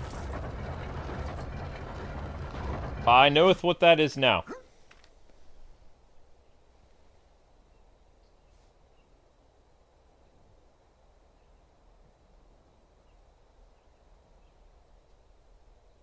Ooh.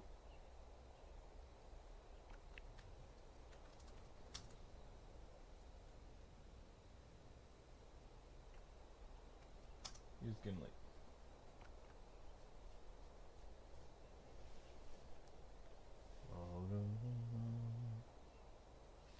Okay. We made it up here. Precisely when we needed to.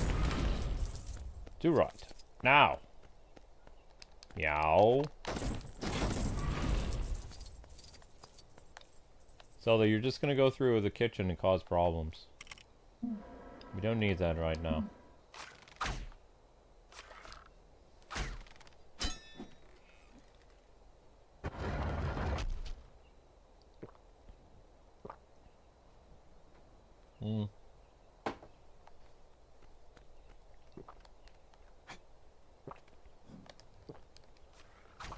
don't even know what the... Oh. What?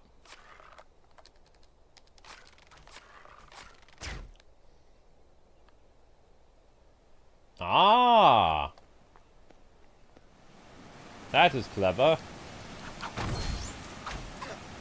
What is it with all these coffins? So many coffins here in Rivendale. So many dead people.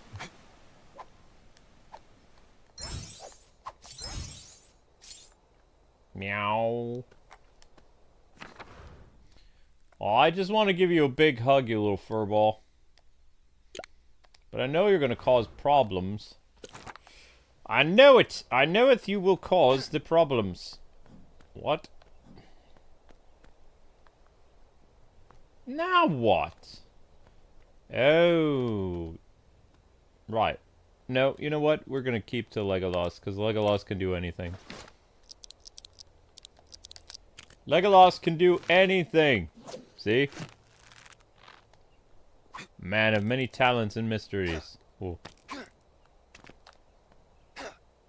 And ability to climb roofs! So, never mind.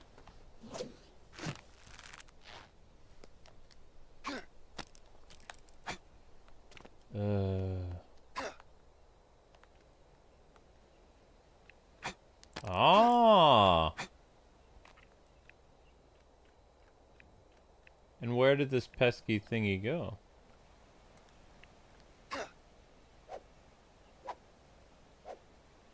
Whoa, whoa, whoa.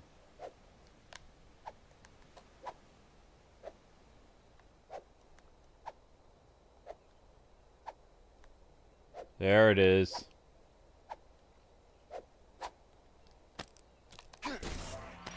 Yes!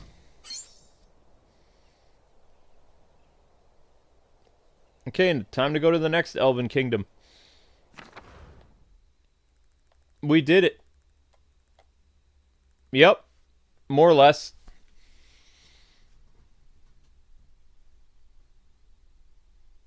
Yatta! Okay, now, the next kingdom of elves is the Wood Elves. Foresty Elves. These guys.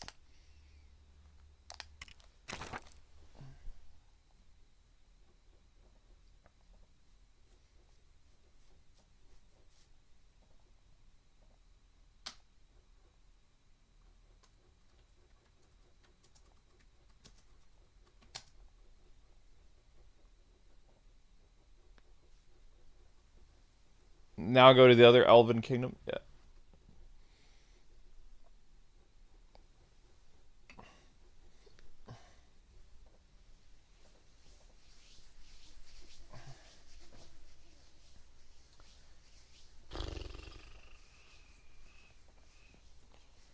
Alright.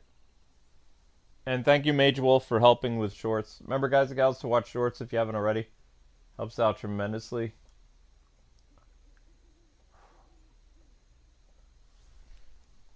Oh, hang on. Link needs some food. I'll be right back.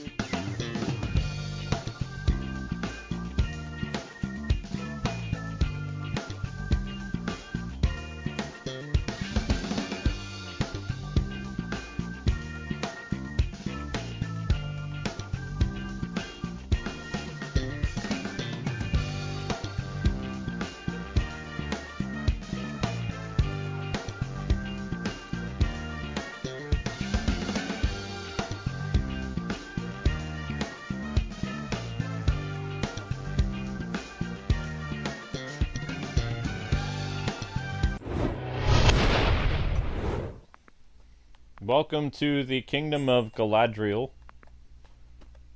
We're near her place. Whoops. I'm gonna mess it up. We're actually exiting her place. I don't know why we're exiting her place, but we're exiting her place. Whoops. We gotta go back. There we are. Yes. The Wood Elves. Hello. I don't know who you are, but I will buy you. Hello. You look fancy.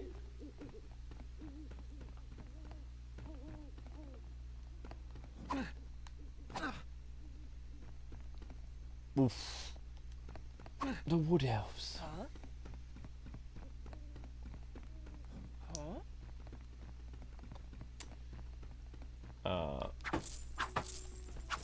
The Wood Elves probably know the Keyblade Elves.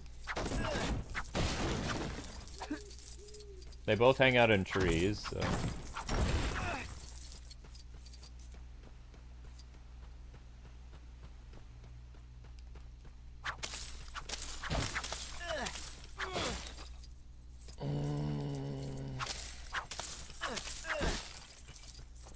Ah! That is for an orc. Very well.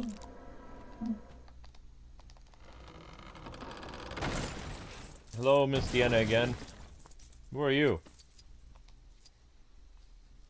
I'm a weapons collector, and I've heard of a sinister item hidden in the paths of the dead known as the Golden Axe. It would be perfect for my collection. I'd be very grateful if someone could find it for me. The Golden Axe. Fascinating. Hey now! Rude.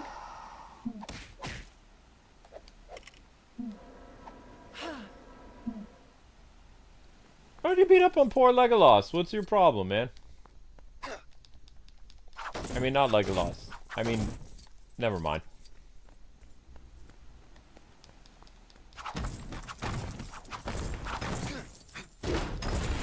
Take that, Vanity Smurf.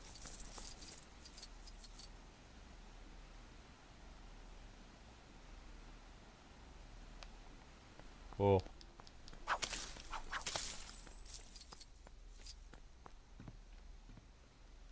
Whoa.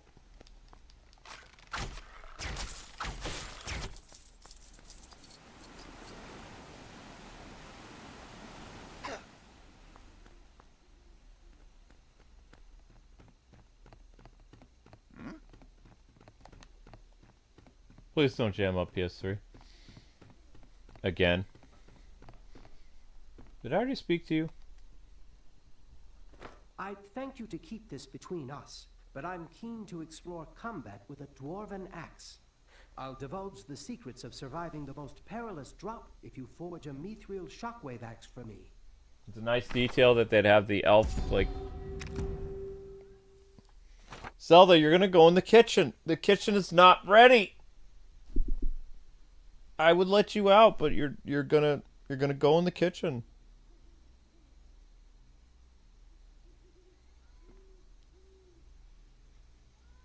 Meow.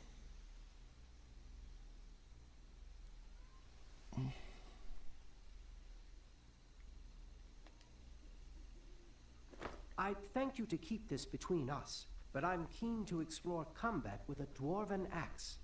I'll divulge the secrets of surviving the most perilous drop if you forge a mithril shockwave axe for me.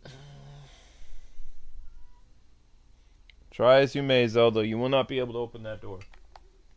Because you do not have opposable thumbs. Ha ha ha ha ha.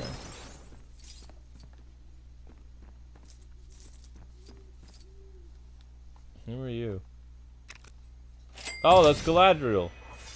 Oh, can I get you too? No.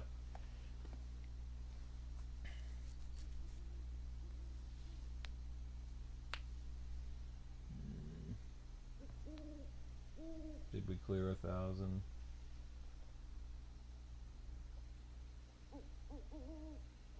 Barely. Oh, jeez.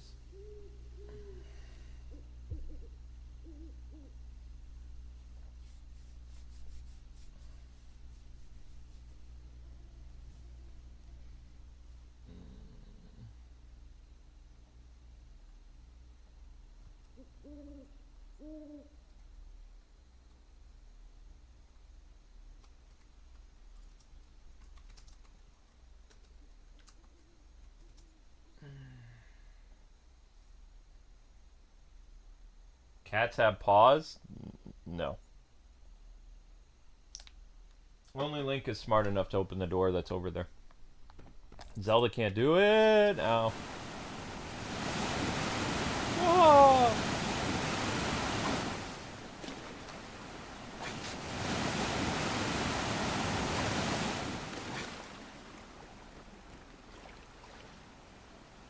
Huh.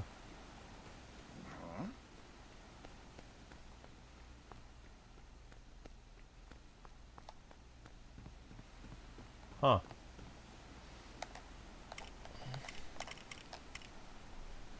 We need Gandalf.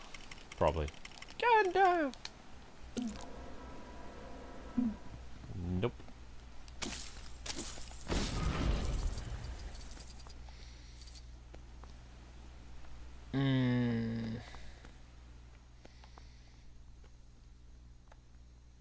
Wait, is Galadriel married?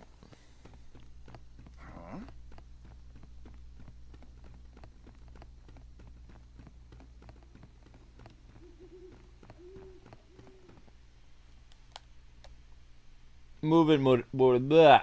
You, come with me, yes.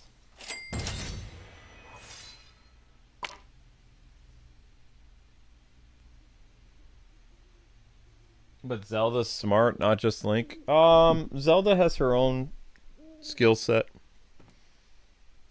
She and Link are different.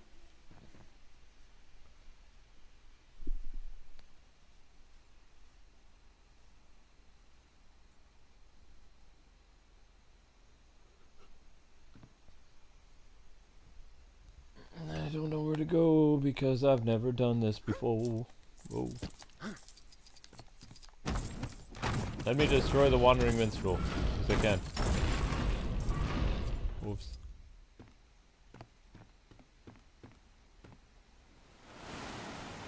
Oh.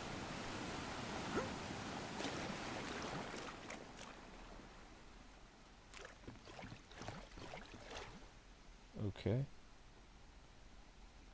Meow. Link, where'd you go?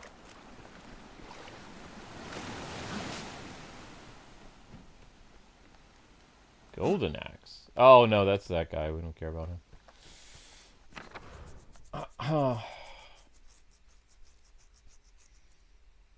There's a couple bricks nearby. There's one outside of the area. So we could go do that one first. But there's one closest here. Let's try that.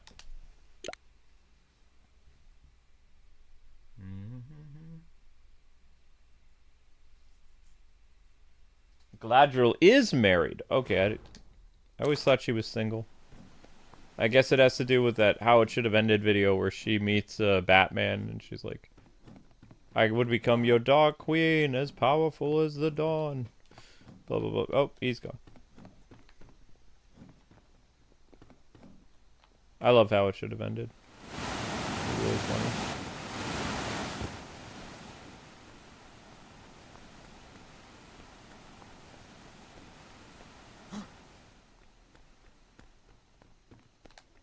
Always go up the wrong way.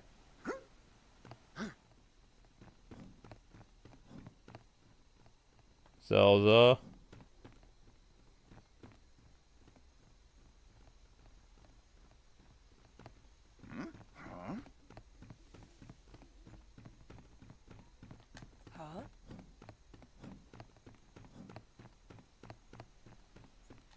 Don't fall off, Gandalf. Okay, so what did I do wrong here? There we go. There it is. Don't fall. Wait, no. You need Legolas. No! You know what? Just be Legolas from the beginning. There. Makes life easier. Excuse me, wood elves. So, is Legolas a wood elf, or is he a water elf? Or is he a different elemental race altogether? Is he a wind elf?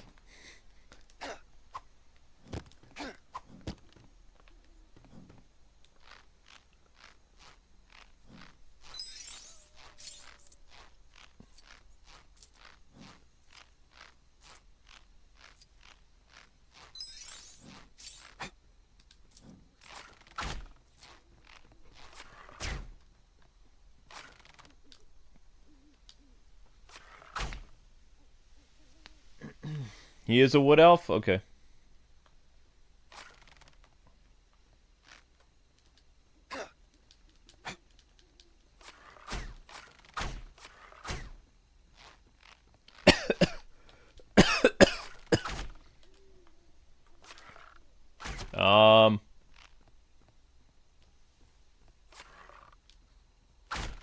Well, that's annoying.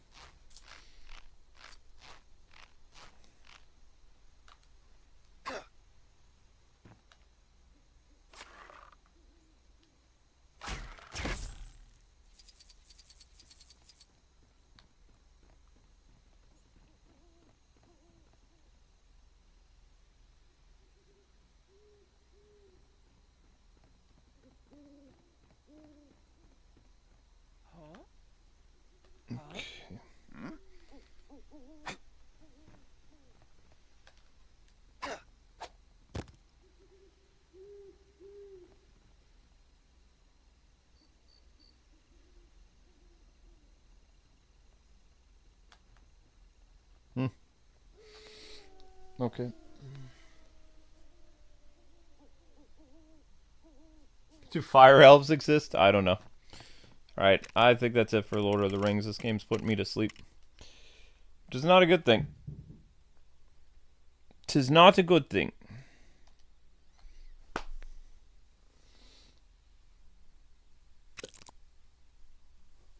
So next time, whenever that will be, provided this gets 1,000 views, you guys got to get 100 views to get another stream of this. That's the best I could do. I got to start Ghost of Tsushima, and then I have no idea what I'm going to do afterwards. I'm going to have to take a nap or something, because I'm so out of it from all the smoke that was in the house that my headache is making me fall asleep. Which I don't think is a good thing for that to happen. I don't know. But thank you guys so much for watching. Ghost is next. Head on over to Ghost. If you would like another stream of LEGO Lord of the Rings, it requires 1,000 views. We're at 905 views. That's the best I can do. Thank you to our super chatters tonight for this stream, who were Luke Batman,